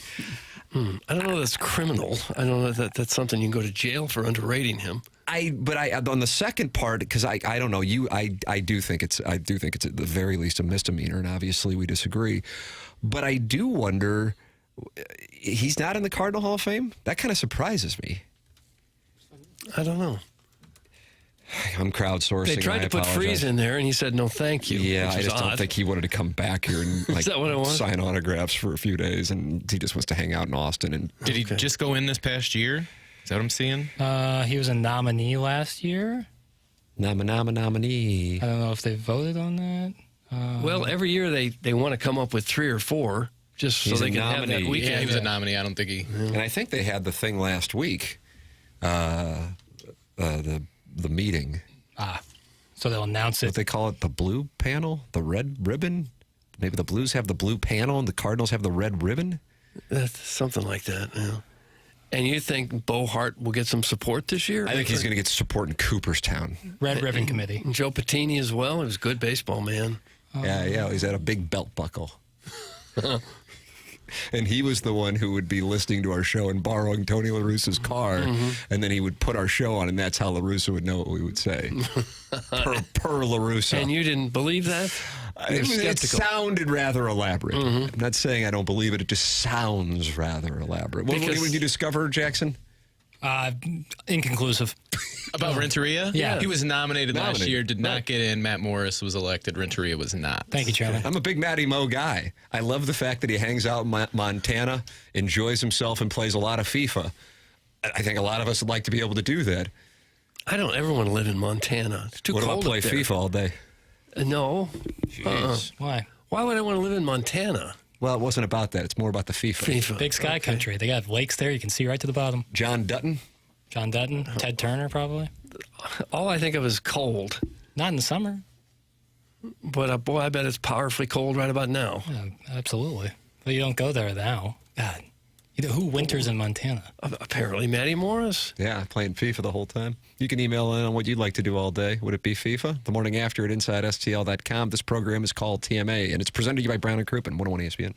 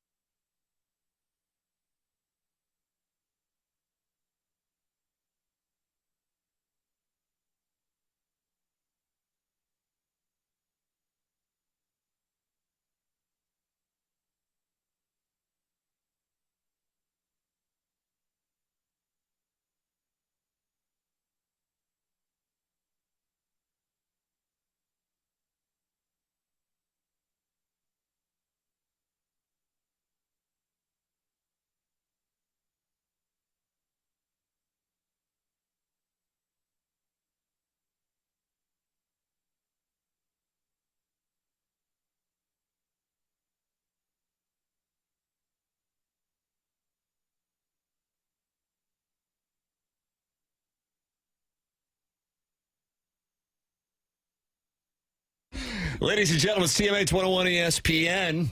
Tomorrow night, Martin and I have been invited by the Billikens. They did not invite Doug or Jackson, I should note. Kind of like the Joey Vitale kindergarten party. Left off that list as well. To the Billiken Blizzard. St. Louis University versus Dayton. This thing might just be a sellout. Right now, it's not just yet. Okay. It's tomorrow night, 6 p.m. Free The Lou T-shirts for all fans and attendance. Tickets starting at just $25. Order today. Limited amount of tickets open. For tickets, go to slewbillikens.com or call 314-977-4SLU. That's 314-977-4SLU. Or go to slewbillikens.com. Again, tickets starting at $25. For an atmosphere like this, I mean, Jackson, this is going to be a hell of an atmosphere. It's going to be up for snatch grabs. Yeah, it's going to be up for snatch grabs. It is. Okay. Jackson and I are allowed to buy tickets, but we don't get in on the Martin and Tim gravy train. That's correct. That's actually what the copy says. Yeah, Right it is what it is. That's what I say. Mm-hmm. That's what De Niro said at the end of The Irishman. It is what it is. Spoiler alert. It is what it is. I don't think they talk like that back in the days when they did The Irishman, because that stuff happened when the early 70s, mid-70s? Yeah, but this was Old Man, so this would have been like in the probably late 90s, early 2000s, like when Johnny Cash sang Hurt. I don't ever remember what a anyone tie in saying. there. What a tie in there. Trent Reznor? Mm-hmm. Atticus Ross, who got screwed out of a Oscar nom. Oh, gosh. It always goes back to the Oscars in the 10 o'clock hour and Saturday Night Live and Nolan Arenado hosting. Yeah. Design, Air, Heating, and Cooling email today is coming up next. This is it. I know a lot of local affiliates are breaking into programming right now to simulcast this because if anybody other than Buck Swope wins, the self-made stay-at-home Ledoux mom makes history as the first lady to ever win the Design, Air, Heating, and Cooling email of the month. This is unbelievable. Maybe the most important segment in the 21-year history of this show. Oh, could be. Bud tied for first. Thank you. That's coming up. This is TMA 101 ESPN.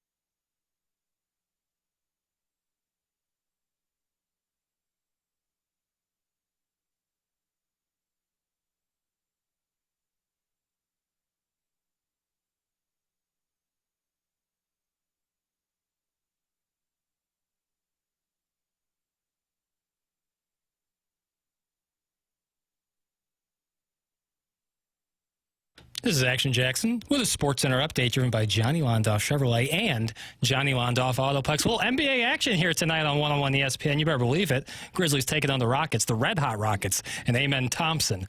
Pregame at 8 p.m., tip-off at 8:30 right here on 101 ESPN. Those are their Sports Center update driven by Johnny Londoff Chevrolet and Johnny Londoff Autoplex. See them at JohnnyLondoff.com. Chevy, together we drive. Are you kidding me?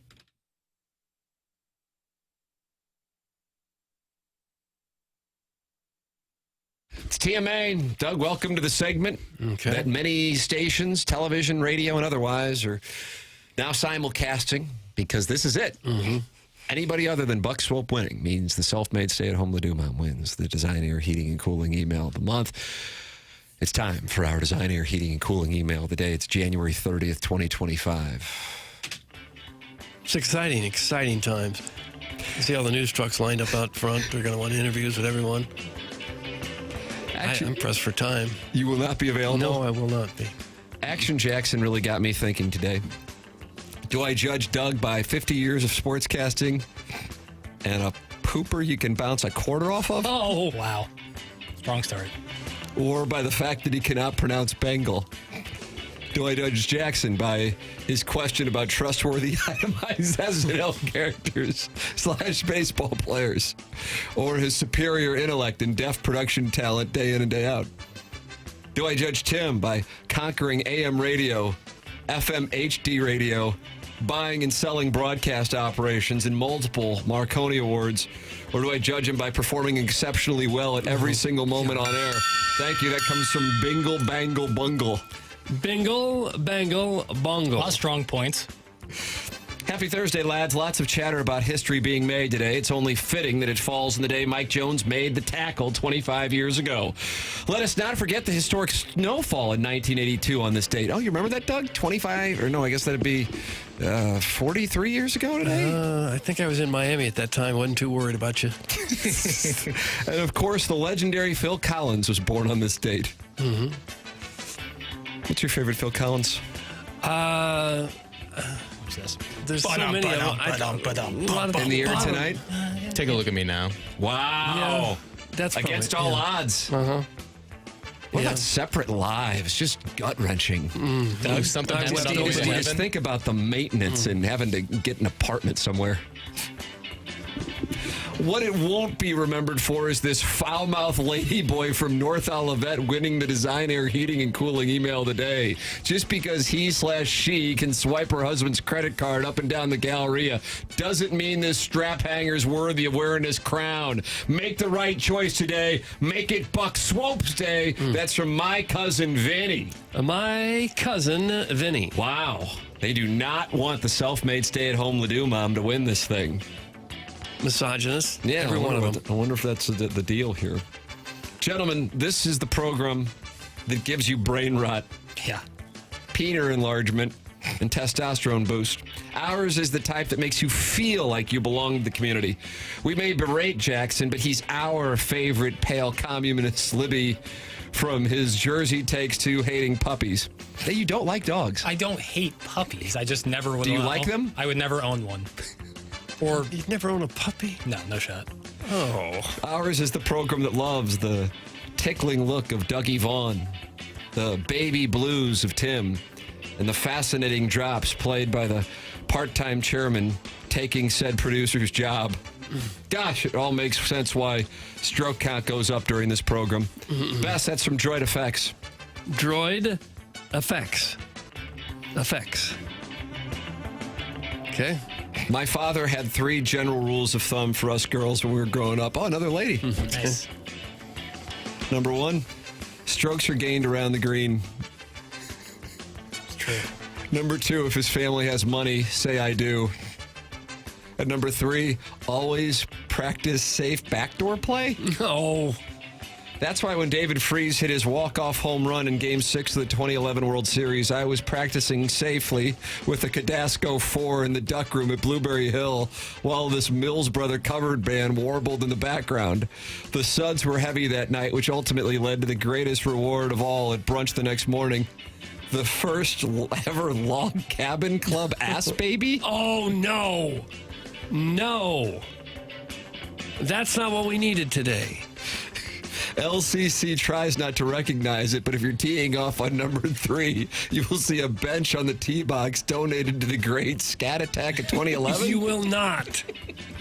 I peaked that day. Since then, it's been nothing but trying to build a monogramming business, targeting the easily gettable whites and Ledoux. I need to get back to my roots. Will you help me get back there? Get back to being me? I am a bad girl, and I am testing things. That's from the self-made stay-at-home Ledoux mom. I don't know. Is that the email that makes history? Some of it was vile. I was this close to suspending her without pay. Why? Then you would be attacked for blocking history. Yeah. Well, this is the only person who really has the power to do it. If he doesn't win right here, the self-made stay-at-home Ledoux mom wins the month. Okay. And in Van, 2, 1. Hear ye, as I pen what Tim calls the most important email I'll ever write. To try and pull within one of a guy who emails in as a woman in a priceless competition that I've already won a dozen times. And for some reason, we're making a big deal about. Keyword is priceless. You get nothing. A guy emailing in as a woman. We don't know that. All good points so far. Unsubstantiated.